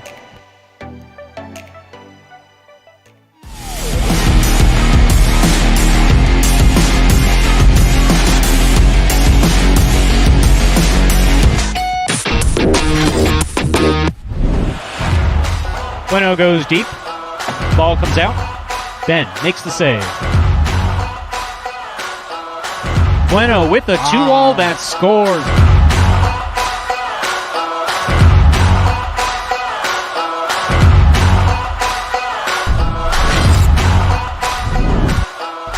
Bueno, what a save at the side wall. That's beautiful. Ikeda takes a look, throws it hard. Bueno to the outside. Bueno hangs in there, makes a beautiful catch.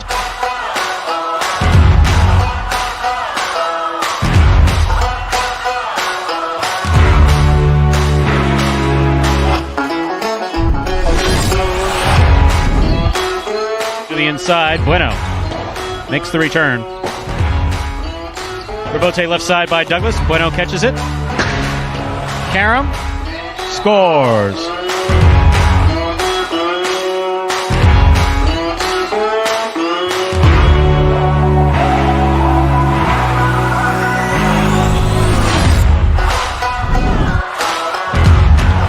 Reverse to the back wall. Rebote saved by Andela. What a beautiful two-wall.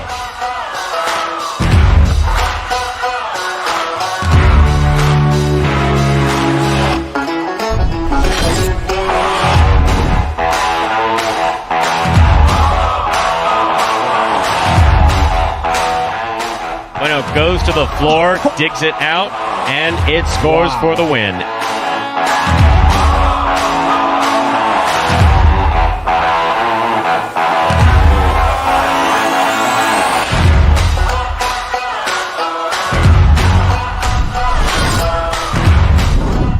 Kubala diving save. It's a two-wall. It cuts. Bueno stops it before it gets to the screen. Returns a sharp cutting Aaron.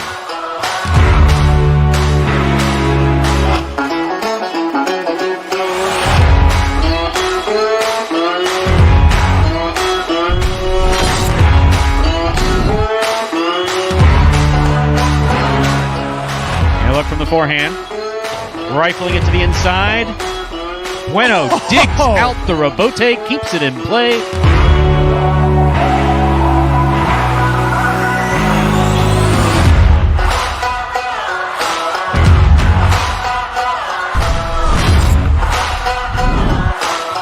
Bueno on the rebote. Douglas on the catch. Rebote save. A two-wall.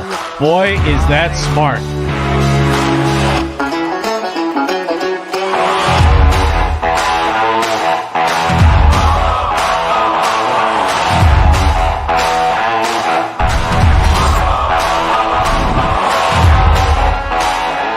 Bueno, moving around to make that catch. Great catch by Obarba. Powerful throw by Obarba. Here's Bueno. Two-wall rebote. That is textbook perfect.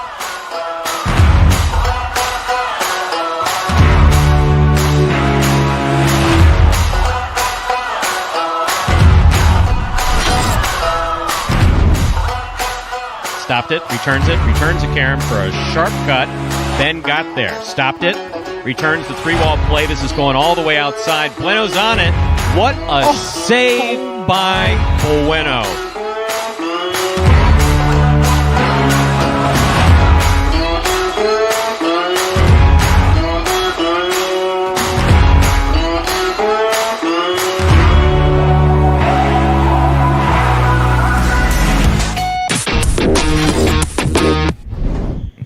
And folks, there were the top 10 plays courtesy of Bueno for his third.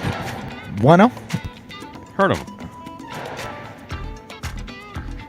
Good. Family in Jai-Alai, the Bueno name. May have heard of his father, Benny. Yes. Same number. But now Chris there earned that for his third place finish in the single standings last year. All the top three. So that's going to be Douglas, Ron, and Bueno all have their own top 10s. You won't be seeing that one from Juice. Sorry to disappoint you, Ernesto, but Juice finishes in the top three. I mean, digs out a couple more rebotes like that. Who knows? If you finish in the top three, you get a So that's all you got to do. Check, and you get the big check, and you get a top 10. And if you don't, you may make it into a highlight reel. Yeah, you'll make you highlight reels. If you make a good play, you'll get in there. I think we try to spread the love a little bit with those plays, and now we're getting into some rebotes, Karams, two walls, and then top plays each month from last year. So you're going to see probably everyone on the roster, at least with one play. Some guys a little more exciting than others. I know Carballo's got a bunch. Douglas, you know what he's going to bring, always some great plays. Ron too. So some of the top guys obviously maybe a little more plays, but CRB, an interesting name there in some of those top 10s. A guy in those earlier games, El Barba too. You'll see them very frequently there. So we have just about a minute now till we get into game number 6. Closes out that early pick 3. We'll see those. I thought I saw those combinations. It looked like there were no consolations on the board. So maybe a good indication that high 5 today may be alive. We will see. And a quick question with less than a minute to go. Quick answer, Dave. So it's not a question of how many times it hits the front wall. It's thrown once to the front wall. It can touch the floor one time after any given throw. So the ball's always thrown forward. It can be caromed off of the sidewall as long as it makes contact with the front wall and then lands in the boundary lines there on the floor. So they throw it to the front wall or they carom it off the sidewall. So it's going to hit the front wall once on any throw, but that's not what you go by. It's a loss of point if it hits the floor. If it hits the floor twice after a given throw. And with 0 minutes to go, time to begin.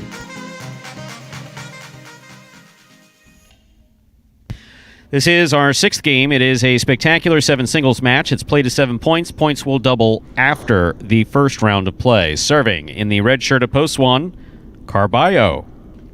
Receiving in the blue post 2, Spinner.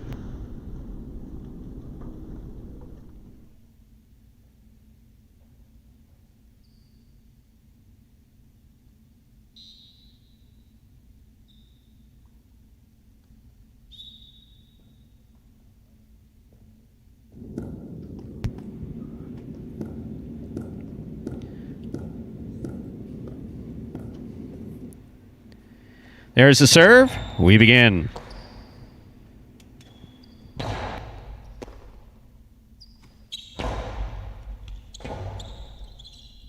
Rebote 2-all by Spinner. Lands in and scores. Point 2.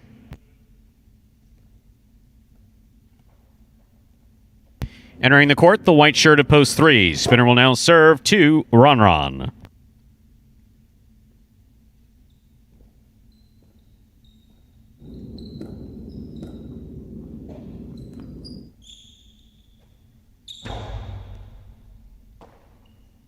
Backhand by Ron.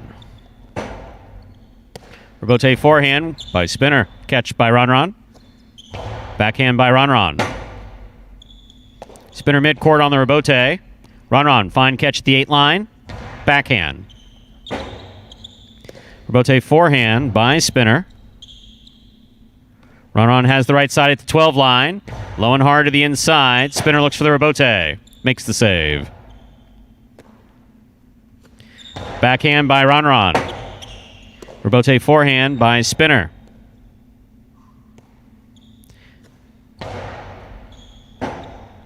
Rebote left side by Spinner. Catch by Ron. Rebote saved by Spinner. Ron's going to back up.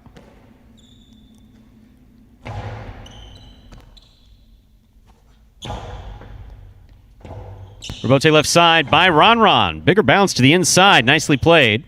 Forehand rebote by Spinner. Catch by Ron. Almost. A well-played point by Spinner and Ron. Spinner gets the point there in the 2.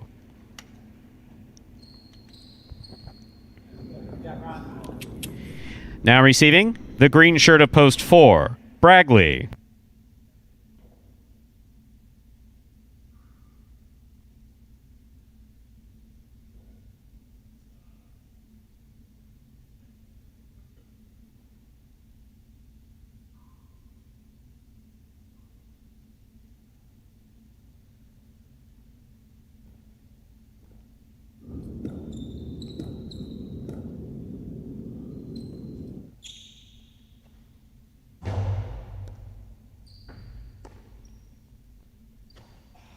That forehand gets away from Bragley, hits the rail just above the front wall, out of play, point 2.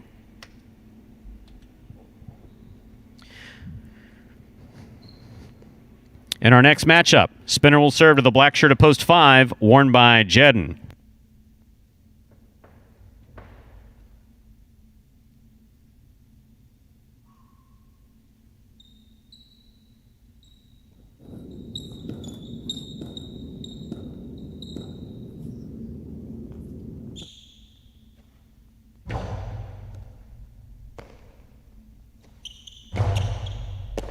Spinner, backhand. Rebote by Jed, and that got away from him. Hit the overhead screen, point 2. Spinner's gone 4 straight points. Now receiving, yellow shirt at post 6. Ikeda.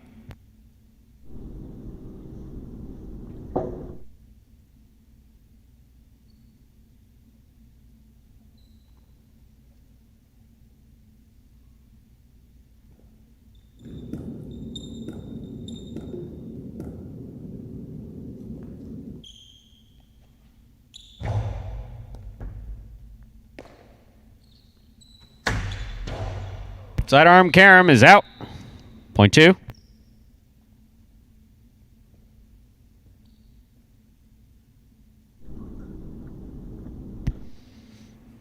Now receiving the pink shirt at post 7, worn by Benny.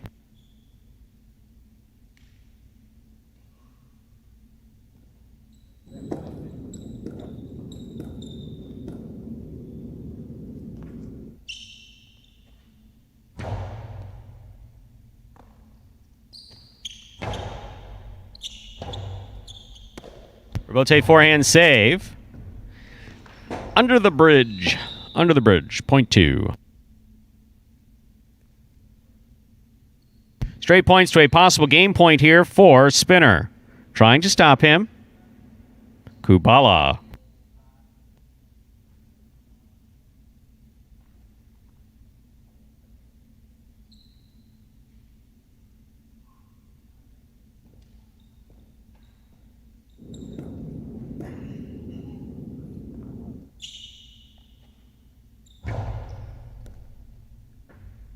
An excellent serve by Spinner and a good catch and return by Kubala. Kubala, fine catch at the 10 line. Backhand. Bote left side by Spinner. Kubala with the catch. There's the backhand. Nicely played by Kubala. Bote forehand. Kubala backs up. Got caught. Point and a perfect game, ladies and gentlemen, for the blue shirt of post 2, Spinner. Leads to quite the playoff here for second and third place. 1 first serves to 3.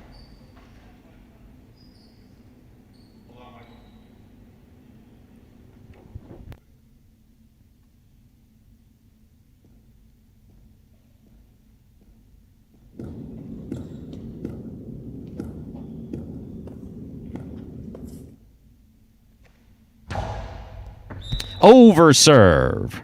Point 3. 3 with 2 points. Serves to post 4.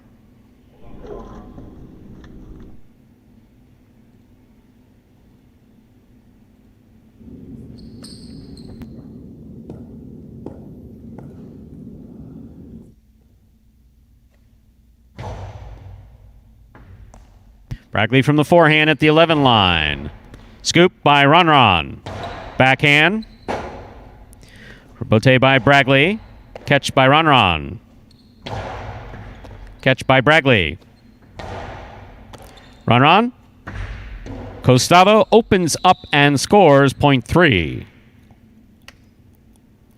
Possible place point for post 3 Ron. He serves to post 5.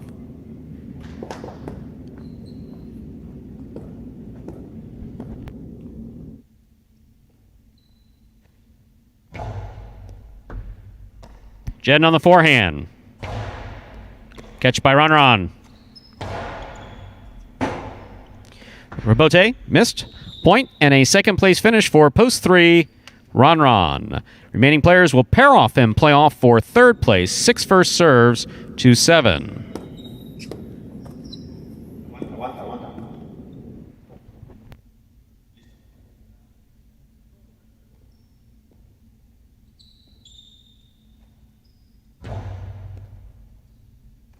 Catch by Benny. There's the backhand.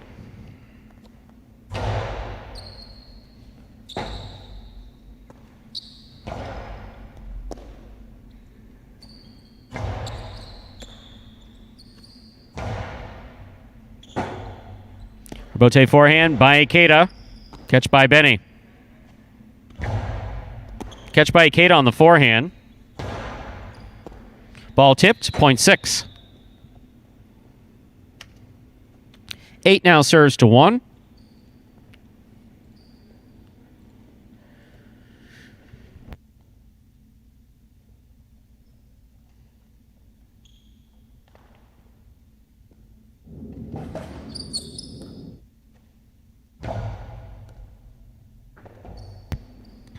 Fine serve scores for Kubala, point 8. 4 serves to 5. The winner of this point meets 6 and 8 in the continuing playoff. 4, show.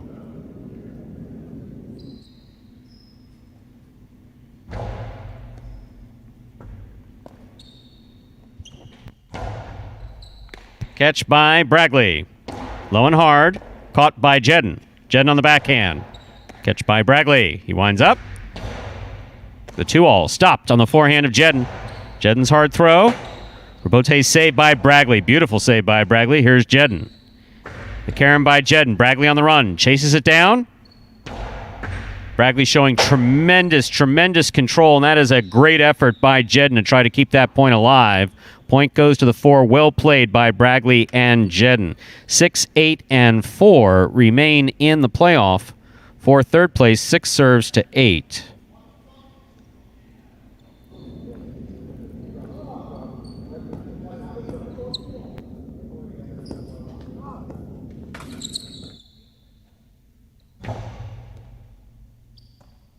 Backhand by Kubala. He goes deep. Rabote comes out to the 8 line. Turned on the forehand of Ikeda. Backhand by Kubala. Catch by Ikeda.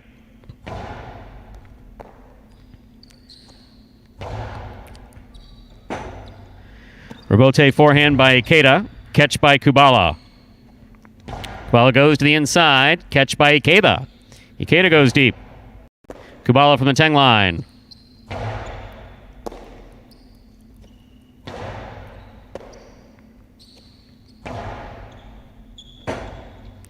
Rabote forehand by Ikeda. Catch by Kubala. Back to the inside. Kubala with a fine catch. Picada by Kubala. Oh, good effort by Ikeda to try to get there. Point 8. Possible show point for post 8 Kubala. Trying to stop him post 4.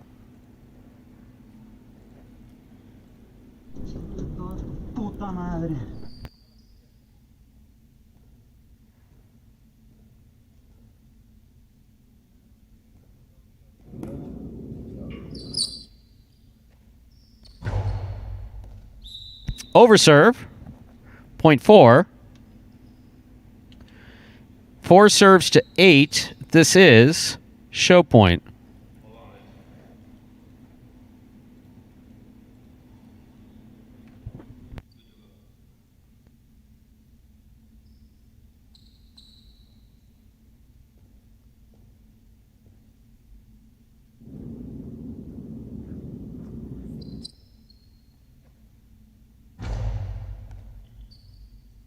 Kubala from the left side.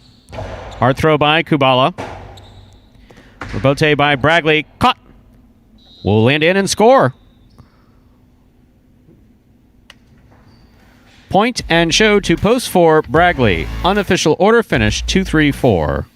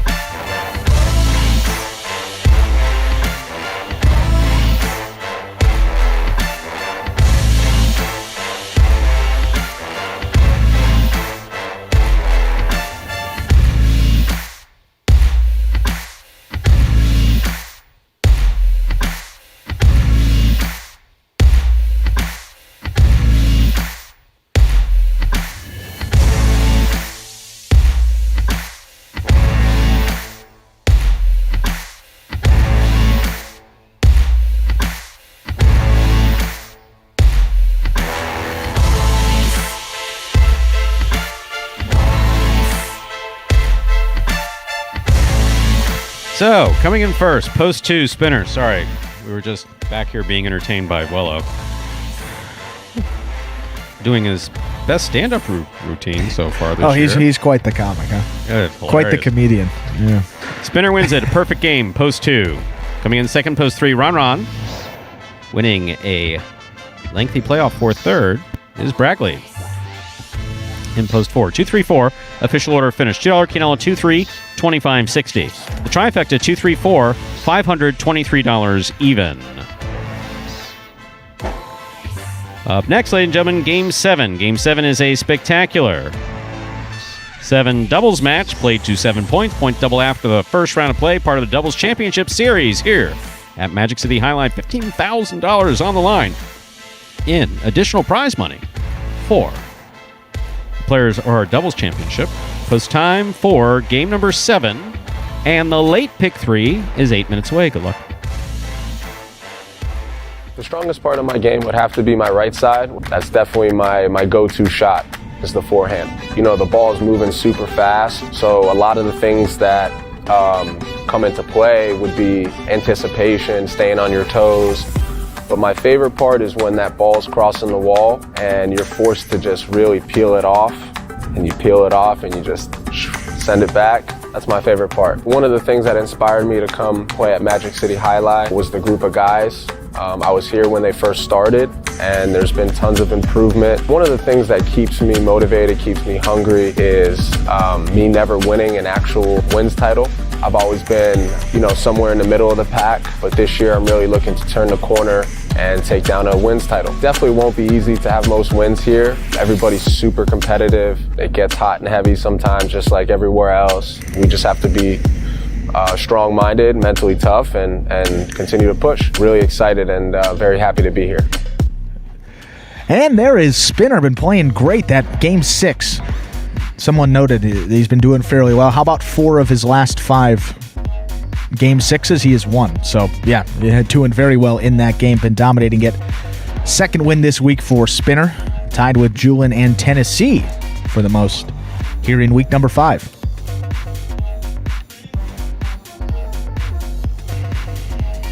Did you hear Volo's conversation? I mean, I caught the last Sorry, part folks, of it. I'm not sharing it with you, but I don't mean to but it was a typical.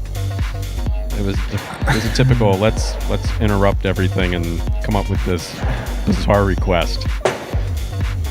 And then the punchline was, yeah, why don't we page him? Yeah, that's not happening. Go away. Him. Go, tie your cest on and go play. Nuts? He wants to... And I don't mean to be dismissive. I mean, I sound dismissive in that, but you have to hear how just wacky what he's at. It was just out of the blue. Exactly. It's like, what? you're concentrating intently on something, and someone walks up to you and says, who was president of Iceland in the 1500s? It's like, what? If there's an internet, go look it up. That's a really, good comparison there. About as random. Well, Stu, that high 5 looks like it's going to survive again. Again? That's a couple times in a row now. Talk about a will to live. Yeah, that high 5 is... Yeah, very much so. 4 of 5. Yeah, half and half. 4 of 5 and 3 out of 5 numbers. So we'll carry over. Let me check out, Stu. You didn't happen to see how much was wagered into it today, right? No, I think we were at 900 is the carryover. Yeah, that's from what yesterday. I thought. It was 900, but I just want to double check here. Tell you what, I mean the font is... What? Font is a little small on this. I gotta open up the full view. Only 23. Gotta bump it up to 150. 955 was the carryover. Let it carry over, says Michael. I agree. Oh, it will. Don't have to do anything. 4 of 5 numbers, 3 of 5 numbers, but to take home that $2,000 needed all 5 numbers, and you had to be the only ticket to do so there. Taking a look here, I mean, you have the doubles of Juice and Ron, one of the favorites. Spinner's been dominating that 6 game. You had CRB coming in that game 3 with Julian in the 1 post. Yeah, maybe that tripped people up. And Bradley also. Can't forget about Bradley there in game 4 with his first singles win this year. So you can probably a reason why maybe some people avoided him in their combinations. But high 5 will carry over tomorrow. We hear Anthony in our ear, which means we have this video for you again for those new fans that joined us for the first time that explains in simpler terms how Jai-Alai is played. The main rule of Jai-Alai is simple. Players must catch and return the ball in one fluid motion. Sounds easy enough, right? So how do you win? You can win a matchup simply if your opponent overserves, underserves, or serves the ball out of bounds. On the flip side, your opponent wins the matchup if the serve is so good that you fail to catch and return the ball to the front wall. If your opponent fails to catch the ball before it bounces twice on the ground, or if your opponent's cesta makes contact with the ball but doesn't catch it, then, in both of those cases, you win the matchup. You can also win a matchup if the ball bounces around in your opponent's cesta during an attempted catch. This is called juggling, and it's illegal in Jai-Alai. Another way to win a matchup is if your opponent throws the ball and it lands out of bounds on its return from the wall. The overall game strategy for a Jai-Alai player is to make it difficult for an opponent to reach the ball in time or to execute a rebuttal play.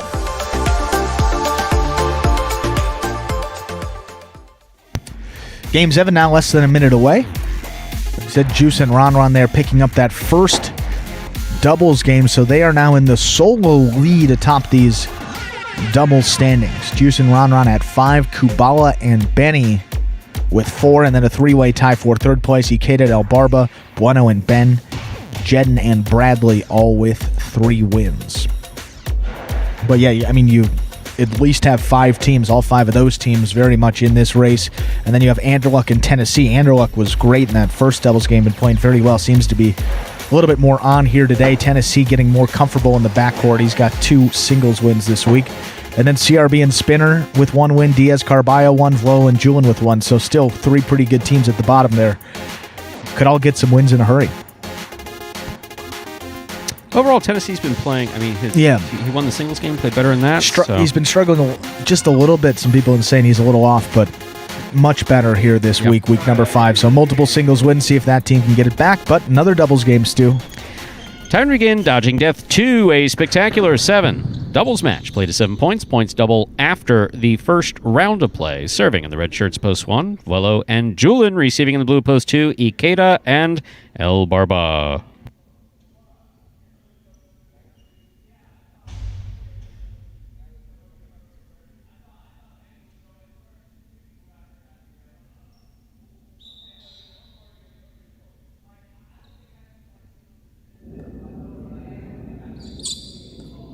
There's the serve. We begin.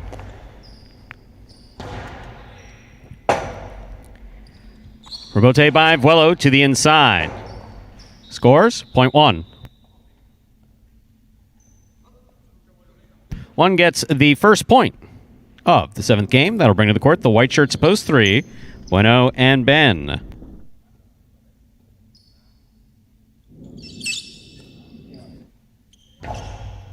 Overserve. Ball must land between the 4 and 7 line. 0.3. Green shirts of post 4, Anderluck and Tennessee.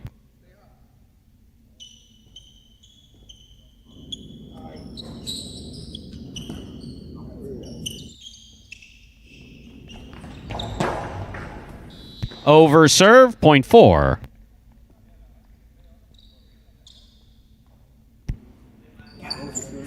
Four serve to the black shirts post 5. We have Diaz and Carballo.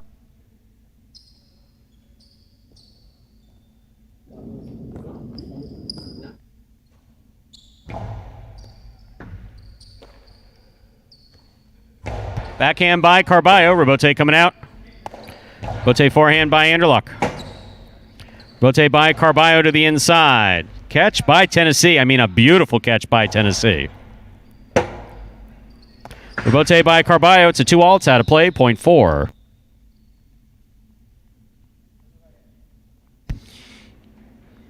Yellow shirts post 6 receive. Here's Juice and Ron.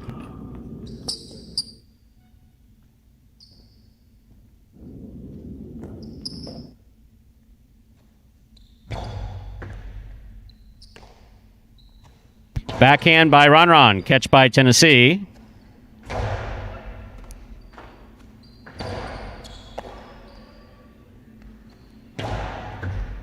Ron makes a fine catch at the 11 line. Powerful backhand follows. Here's Tennessee. Backhand. Catch by Ron. Robote forehand by Anderluck after Tennessee gets out of the way, basically. Catch by Tennessee at the 12 line.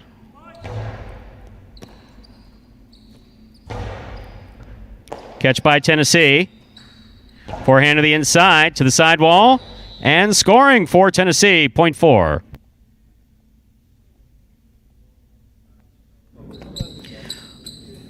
Receiving the pink shirts at post 7, Jedden and Bragley.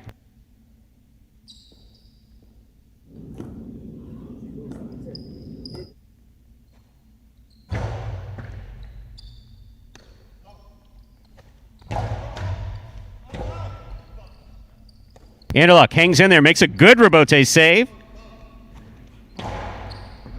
Catch by Tennessee. Backhand by Tennessee, clears the overhead screen. Jedden for the Robote. That hit the overhead screen, point 4.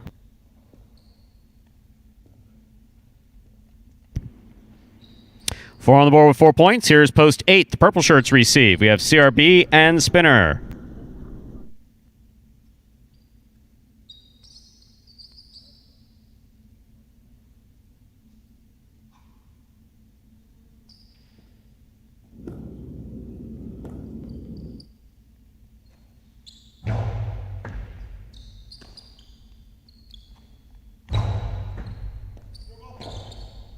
Robote by Anderluck to the inside. Spinner moves up, makes the catch. Catch by Tennessee. A beautiful catch by Tennessee on the left side. Spinner on the forehand. Anderluck on the right side. Robote coming out. Robote save by CRB. Catch by Anderluck. Backhand by Anderluck. Caught by Spinner. Robote forehand by Anderluck.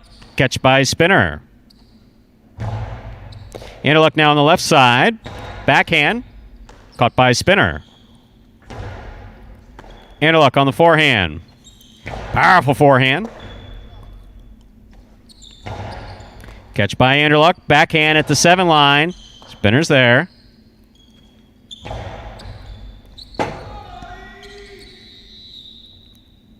Point 8.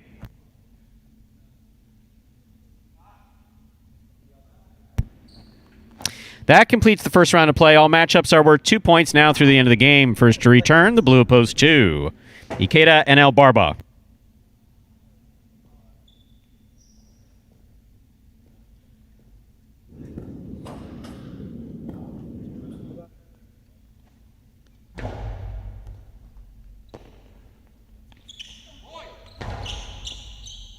Spinner makes the catch. Hard throw. Robote left side by Ikeda to the inside, right to the sidewall. Perfect Robote thrown by Ikeda, point 2.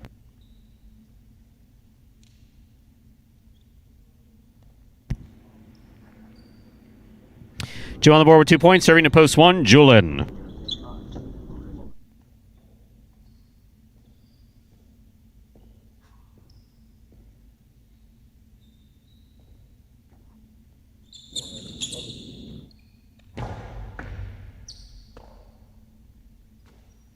Powerful forehand throw by Julin. Julin from the 9 line. Hard to the inside. Scores. Point 1.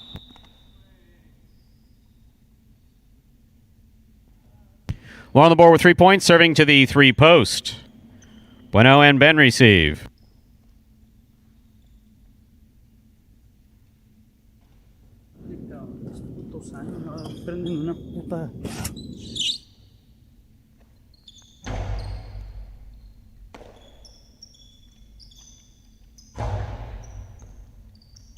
Difficult catch, almost made by Julin at the back wall. Point 3.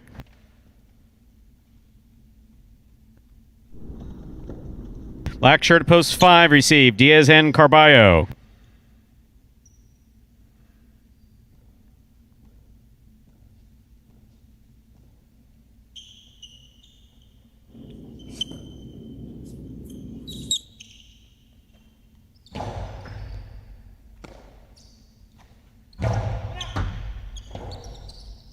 Robote by Bueno. Catch by Ben. Carballo has it. Hard throw to the inside. Caught by Ben. There's the backhand. Point 3.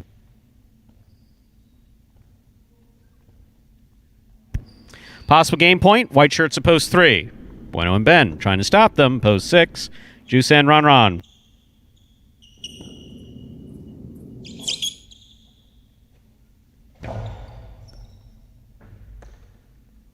Backhand by Ron.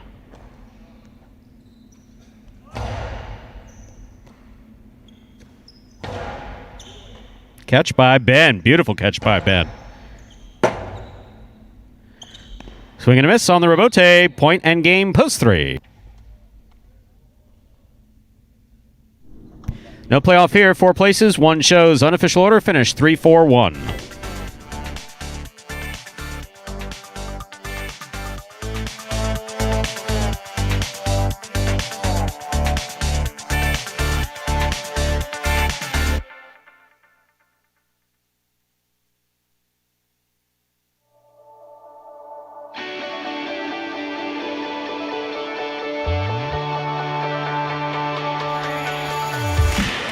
Results from Game 7 are official. Coming in first, post 3, Bueno and Ben. Taking second, post 4, Anderluck in Tennessee. Coming in third, post 1, Wello and Julin. The high five for today, 42823. 3 of 5 numbers returning $22.90. There's $1,299.20 in the carryover jackpot. Which means that even though the high five is guaranteed at $2,000, that high five, depending upon what's wagered into it tomorrow, is going to be over $2,000, approaching $3,000 tomorrow in the Monday afternoon performance that begins at 1 p.m.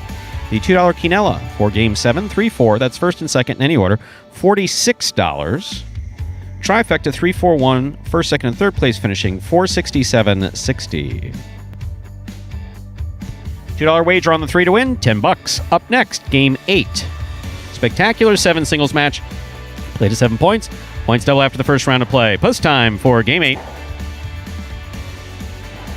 is 7 minutes away. Good luck. Remind me of Hustle City, man. Everybody got more than one gig. One stop, boy, $20. I'm not your neighborhood Uber driver. I do luxury. And then I have another job. I play highlight.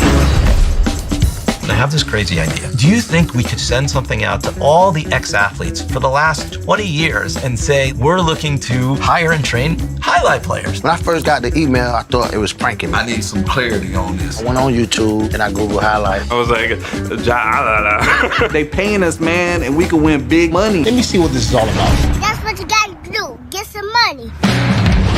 The players taking the court are all athletes you may recognize. Baseball, football, track and field. Having the work, play Division I sport, and then I had a child on the way, so I dropped out.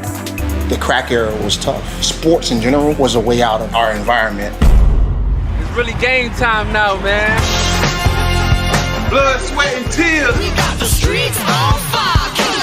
This is gonna be the first time that my kids will be able to sit in the audience and root for their father. Who wants it more? This is a sacrifice I think is gonna pay off in the end. This is a dream for me. I gotta win. Can't get drama better than this. Highlight became the new hustle. Let's get ready to play.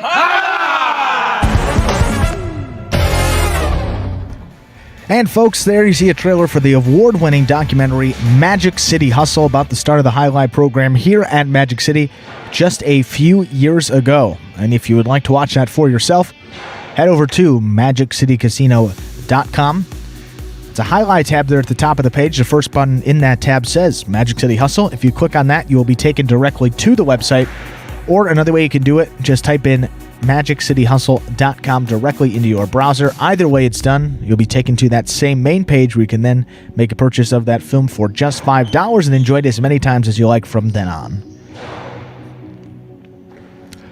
Game number 8 here, just 5 minutes away. Bueno and Ben, second doubles win this week. That gives them 4 for the tournament, placing themselves squarely back in this race.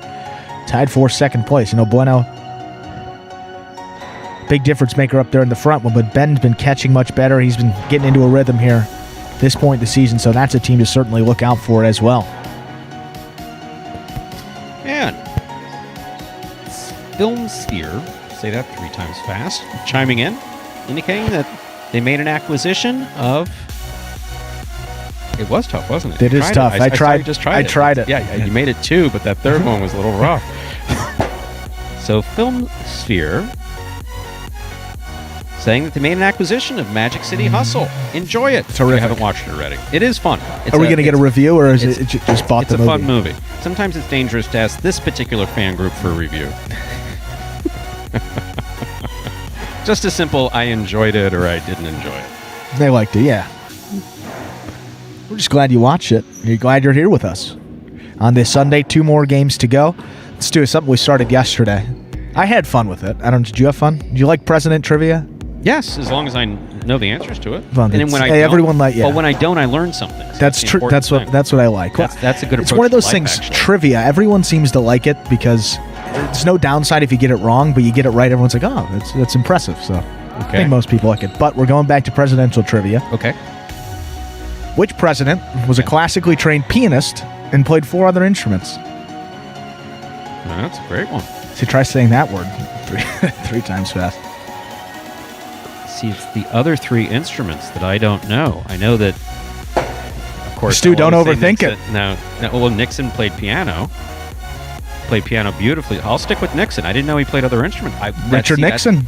That's a Nixon fact. I didn't know that he played other instruments. You didn't know that. Well, we'll see here. Nixon's mother encouraged him to play piano, violin, clarinet, and saxophone, and the accordion. Actually, there is a picture of him as a child that I can think in my mind's eye with the violin. But I knew about the piano because even as president, in fact, at the end, it's one of those sad anecdotes about Watergate when things were falling apart. He went, I believe it was to the Grand Ole Opry. A friendly audience.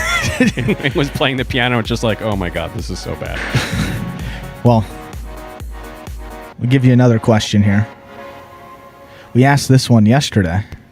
Hi, Greg. Who? Nice seeing you again. First president to have written a biography of another president. This is political free zone, but these are U.S. history questions about the presidents of this nation. I don't think it's too political. Do you? No. To have written a biography of another president. See if anyone knows this. This one would be Teddy Roosevelt.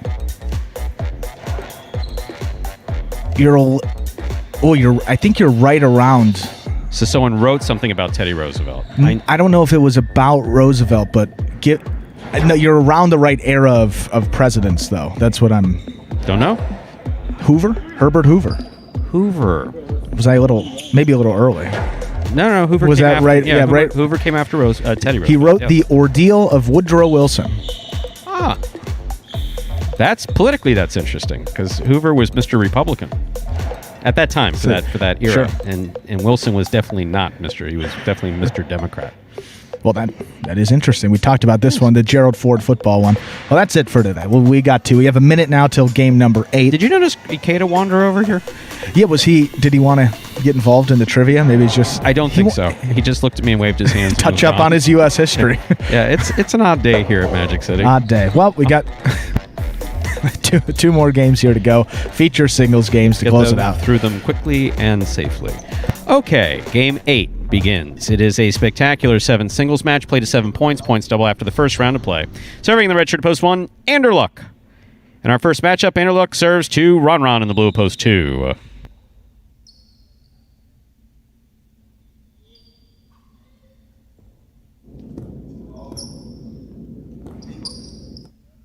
There's the serve. We begin.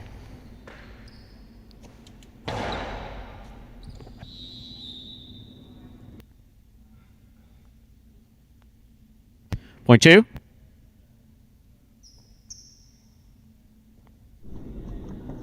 Here's the white shirt at post 3, Julin.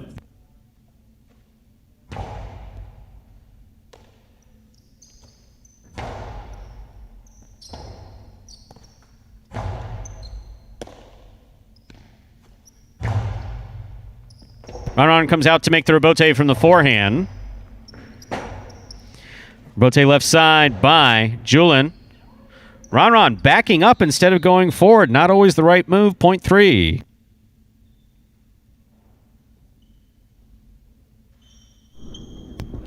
Now receiving the green shirt at post 4, worn by Ikeda.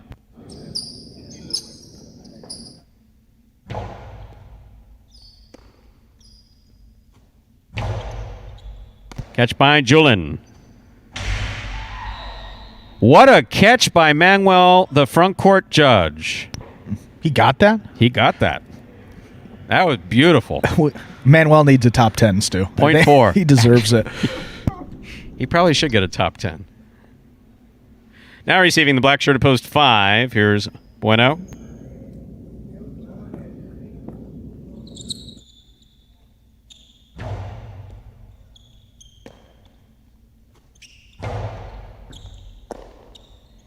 Ikeda from the forehand. Picada scores. Point 4.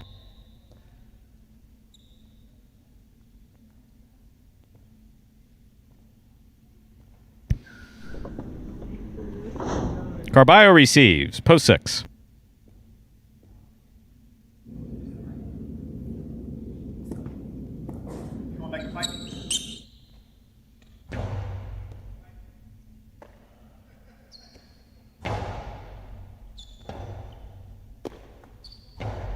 Carballo moves up aggressively. Trying to place it just above the pad to the inside. It hooked, hit the pad. Point 4. Here's post 7, Ben.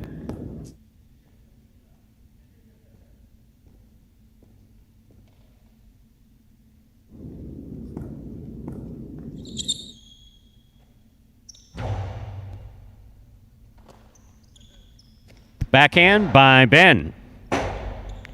Rebote forehand by Ikeda. Ben makes the catch. Powerful backhand.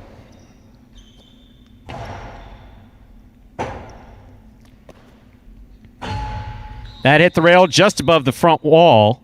Excellent effort by Ben to try to save that rebote. Point 4. Ikeda is on the board with 4 points. Here now to complete the first round and receive the purple shirt at post 8, Spinner.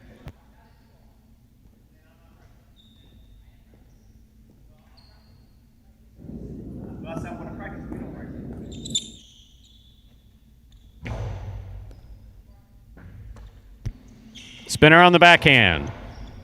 Catch by Ikeda. Spinner from the 11 line. Forehand rebote by Ikeda. Ikeda, backhand from the 10 line. Spinner makes the catch. Catch by Ikeda.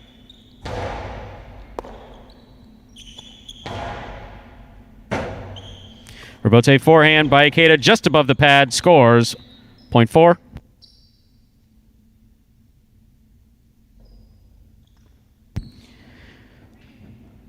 Straight points to a possible game point here for post 4, Ikeda, trying to stop him. The red of post 1, Anderluck.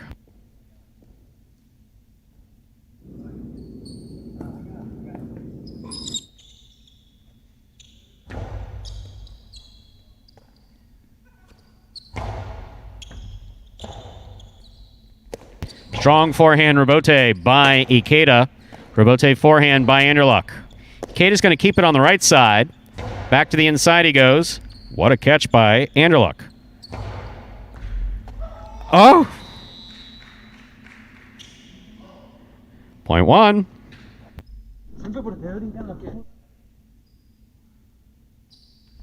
One serves, post 2. Ron.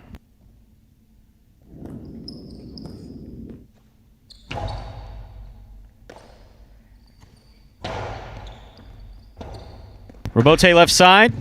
Point 2.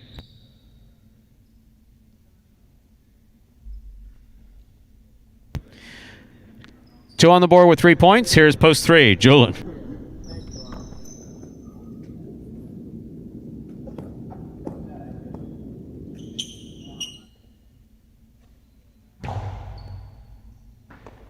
Ball tipped, point 2.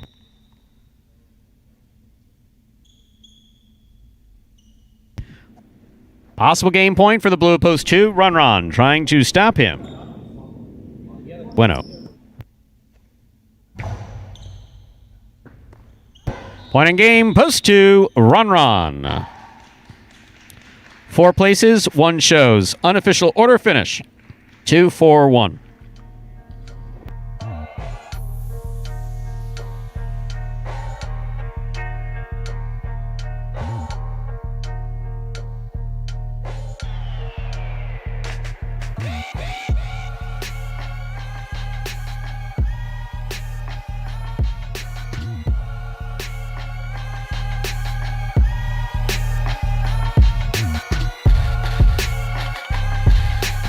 Coming in first, post 2, Ron. Taking second, post 4, Ikeda. Coming in third, post 1, Anderluck. $2 wager on 2 to win, $10.60. $2 Quinella, 2-4, $11.40. That's first and second in any order. The trifecta, 2-4-1, $85.80. Up next, our 9th and final game of the afternoon, a spectacular 9 superfecta match. Game is played at 9 points. Points double after the first round of play.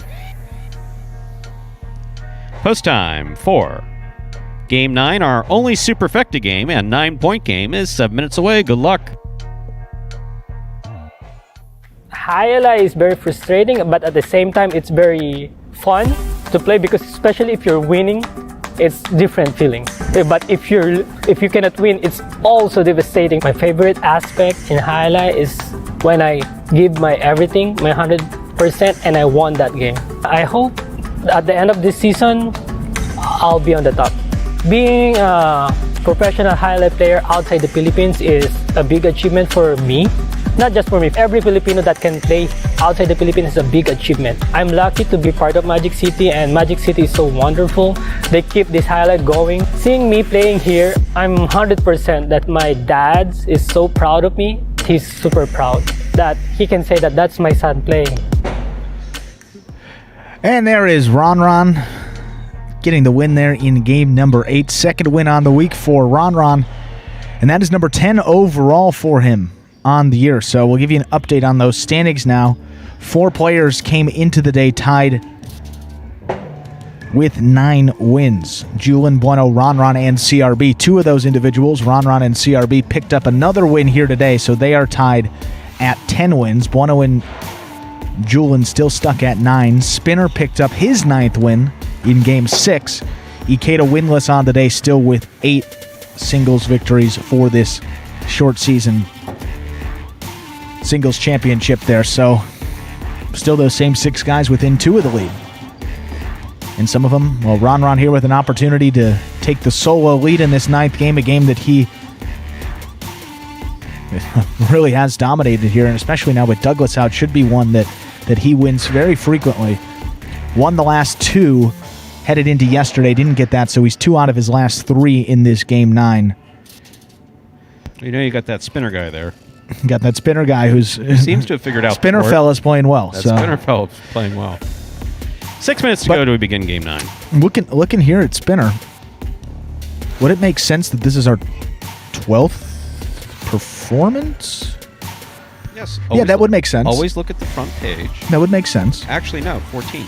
Well, it should be 14. Well, we have stats for 12 games here, and Spinner hasn't won any of these superfecta games. Check. Did he win yesterday? Yes. I think it was stats for 12 that have been posted. Yes. I see what you're saying. So I think there's just 2 games. Well, the one yesterday and then the one today. This would be the 14th. So yeah, 2 out of the last 3 for Ron in this game 9. But obviously Spinner there been on a bit of a tear since that first week. I mean, struggled. But then, yeah, he's got to win each and every week here. 3 wins last week for Spinner and already 2 for him again in week 5. We should point out a thank you to Nestor in the chat, who gives high praise and details behind it. See, that's one thing I like. The opinion is one thing, but back it up with something. If there's something going on here that's not right, if the play's off or someone does something silly or something like that, I'm really the first one to say it. as Of is course. kind of my prerogative. I mean, I don't like that phrase because it sounds all uppity, but it is. So, but when someone else just like chimes in, this is garbage and that's garbage, and there's nothing positive to say, I have no basis to listen to. Yeah. Right. Am I defensive about this program? Yes, I'm defensive, but I'm more protective of this program than anything else.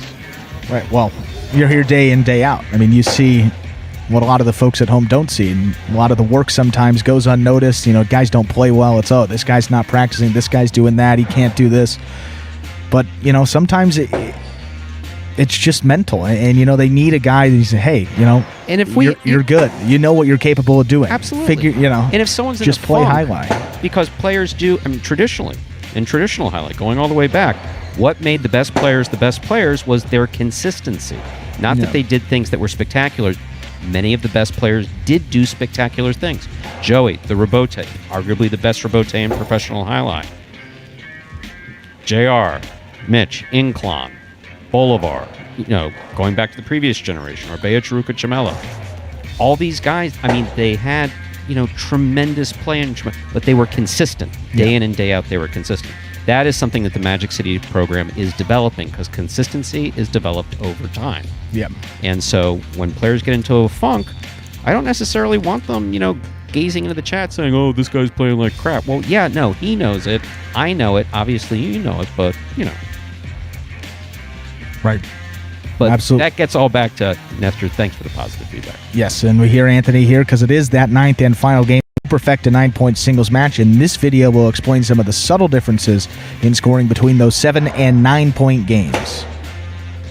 Spectacular 9 singles games are played with 8 players. Each player wears a different color jersey numbered 1 through 8 on the front. These numbers are traditionally referred to as post numbers. Post numbers are used to signify the order in which the athletes will play in a game. These numbers are also used for betting purposes. Don't be confused by the numbers on the back of our jerseys. Those are just for fun. Each game begins when the player in the post 1 red jersey serves to the player in the post 2 blue jersey. The served ball must land between the 4 and 7 lines marked on the court's side wall. If the ball lands between those lines, the serve is good and play continues until one of those 2 players wins that matchup. The player who loses the matchup exits the court and waits for his next turn at the end of the rotation. It's important to note that every game has 2 rounds. The first 7 matchups in a game make up round 1. Each matchup in round 1 is worth 1 point. Round 2 refers to all matchups that take place after the 7th and final matchup of round 1. The number of matchups in round 2 varies from game to game.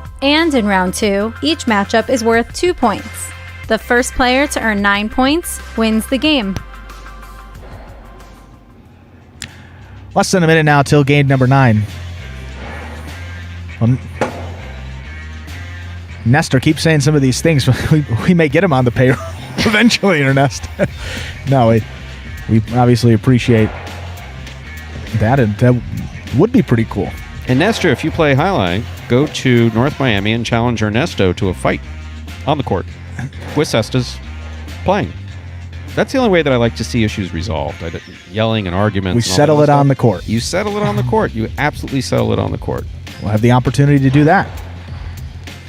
And Ernesto mentioned earlier in the performance about, the relatively short period of time for practice with the U.S. National Championship. You get a full hour of practice the day or 2 before. So you get an hour. But yeah, in between games, there's not a lot of practice time. But yeah, you'll be out. If you participate, all participants will get an hour of time with 3 other players on the court, 4 players on the court for an hour a day or 2 before. That's more than fair. And then come in warm, and yeah, we got lots of games to play in that national tournament. So, with that, it's time to begin game number 9. It is a spectacular 9 superfecta match. Played at 9 points. Points double after the first round of play. You're talking about weaponry, or you're talking about your arms? Julian serves. Red shirt at post 1. Ben receives. Blue at post 2. Julian serves. We begin.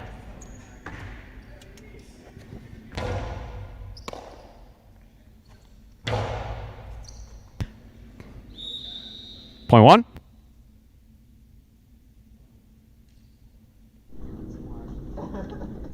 White shirt at post 3 receives. Ron.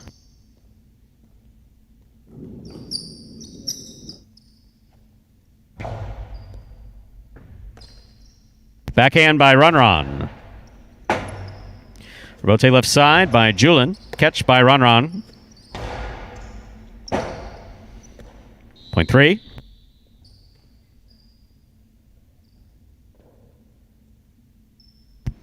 Entering the court, the green shirt at post 4, Ikeda.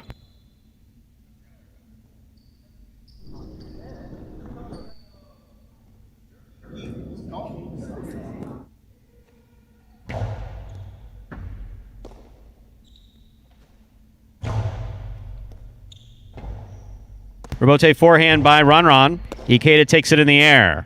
Throws to the inside. Touch the side wall there. Catch almost by Ikeda. In and out of the cesta, point 3.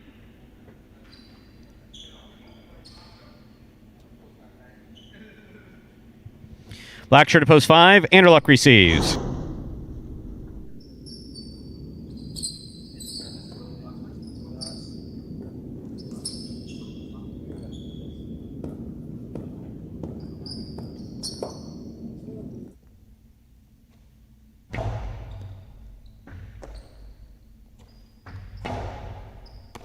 Catch by Runron. 2-0 by Runron. Does not open up. It's stopped by Anderluck. Carambola by Anderluck. High. Stopped by Runron. Runron to the inside. That scores. Point 3. Reserves to the yellow shirt at post 6. Here's Carballo.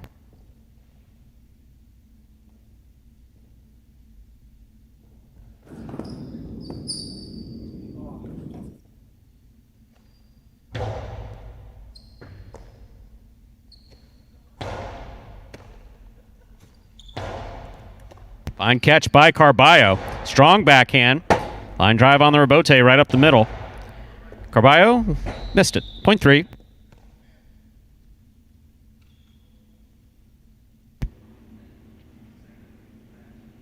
They're on the board with 4 points. Here's post 7. Spinner.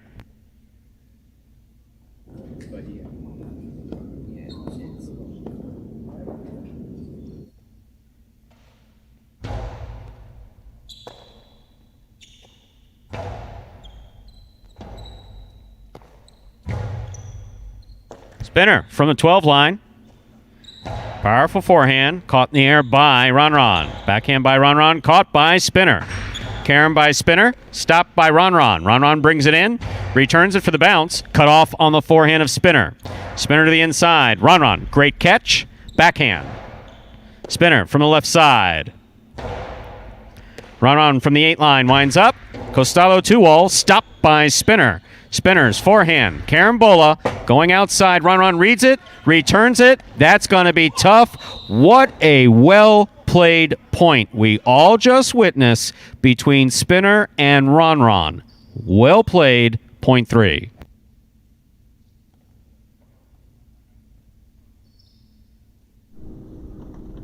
Five points for Runron. Here now.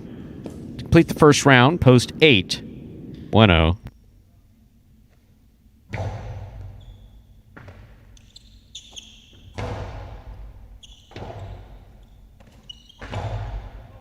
That clipped, went out. Point 8, play continues. First to return, the blue at post 2, Ben.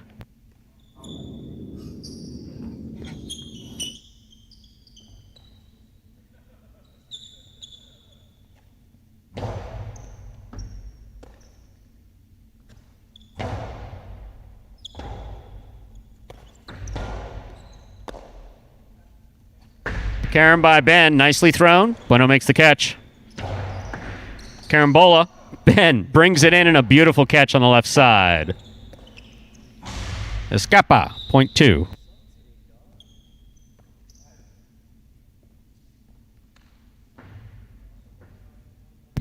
Receiving, post 1, the red shirt, Julin.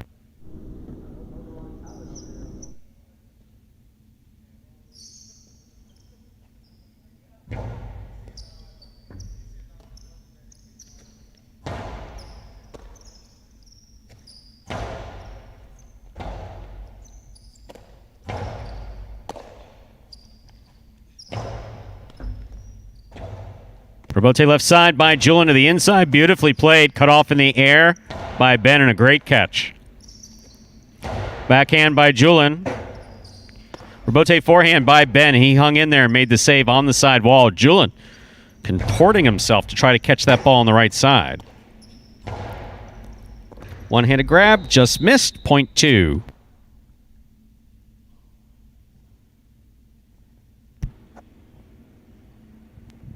Ben has 4 points. He serves to the 4-post in the green shirt. We have Ikeda.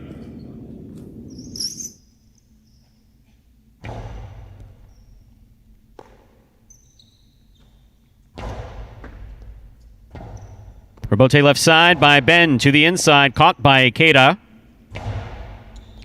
Catch by Ben.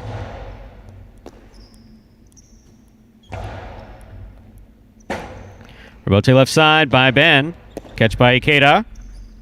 Hard throw to the inside. Rebote left side by Ben.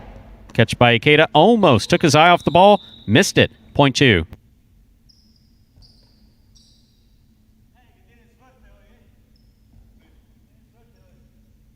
Ben has 6 points. Remember, 9 points needed to win a Superfecta game. Here's post 5, Anderluck.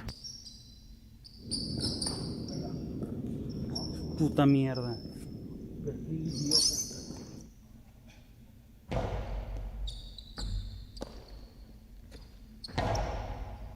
Catch by Ben at the 10 line.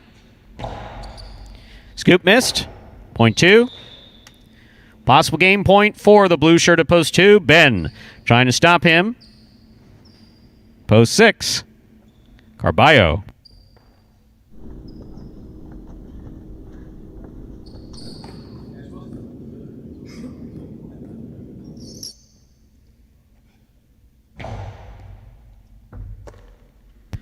Backhand by Carballo.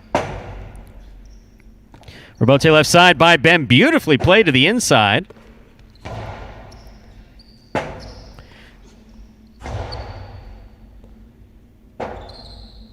Rebote forehand by Carballo. Ben's looking for another rebote. Plays it from the left side nicely. Did not get over his head. Carballo with the carom. That opens up. Ben got his cesta. Ay, ay, ay, ay, ay. That cesta broke, huh?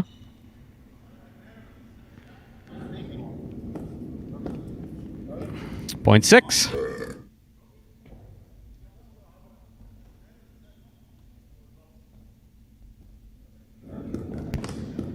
Here's post 7 spinner.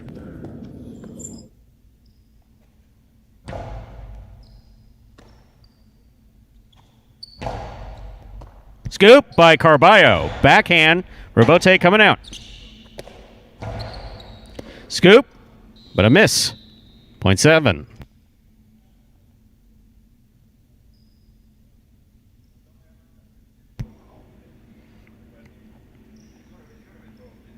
Seven serving to post 3.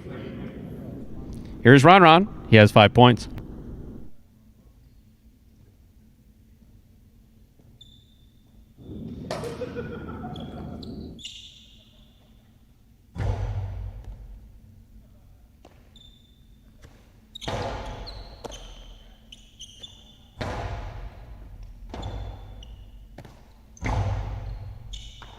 Ball tipped deep in the backcourt, point 3. That will give Ron a possible game point with 7 points, trying to stop him. Post 8. Bueno.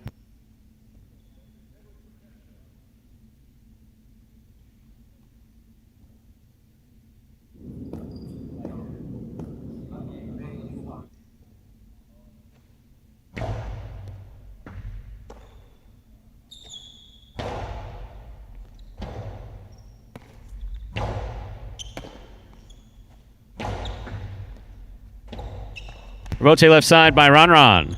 Catch by Bueno. Catch by Ron. Ron blasts it. Point and game, post 3, Ron.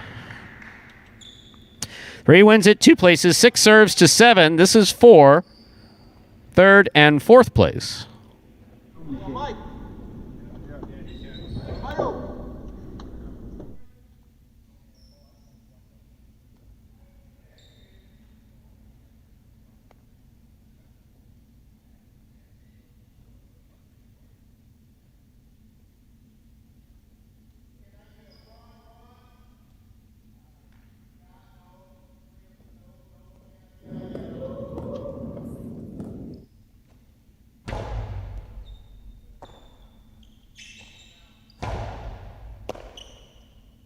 Backhand by Carballo. Scoop by Carballo. High on the left side. Nice backhand. Carballo playing really relaxed here in this last point of the day. Another scoop. This one missed. Point and a third place finish for post 7. Spinner. Carballo comes in fourth. 3-2, 7-6. Unofficial order finish for game 9.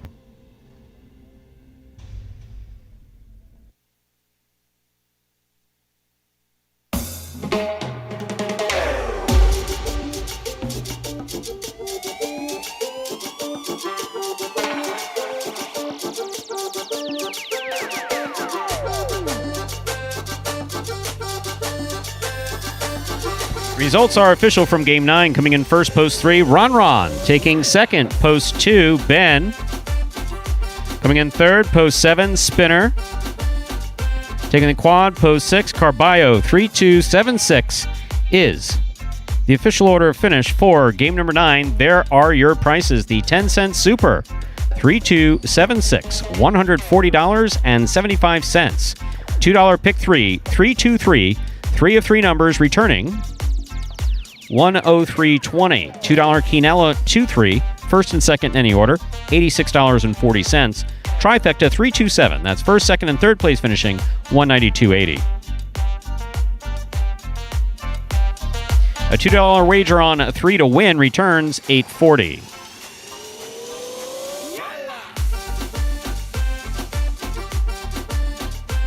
So, overall, a good day of highlight here at Magic City, yes? Another great day of highlight here. Ron picked up a couple wins, is in the lead for that Golden Cesta. Gave him his 11th win of the season, so he is now in a solo first place. CRB in second. Bueno, Julian, and Spinner tied for third in singles. And then, taking a look at the doubles here, as we said, Juice and Ron in first. Kubala and Benny, 4 wins. Bueno and Ben with 4 wins. Those 2 teams are in second place. Head-to-head tomorrow morning. Head-to-head tomorrow morning here. We'll give you... Emphasis on morning. 10 a.m. start time here right on the Highlight channel. 3-8, March 8th. Diaz versus CRB. Cool Fitness versus El Barba. Vuelo versus Juice. Then Diaz versus El Barba. Vuelo versus Cool Fitness. CRB versus Juice. That is Group 3 on Monday. Tuesday will be Group 1. So those top guys will be in action on Tuesday.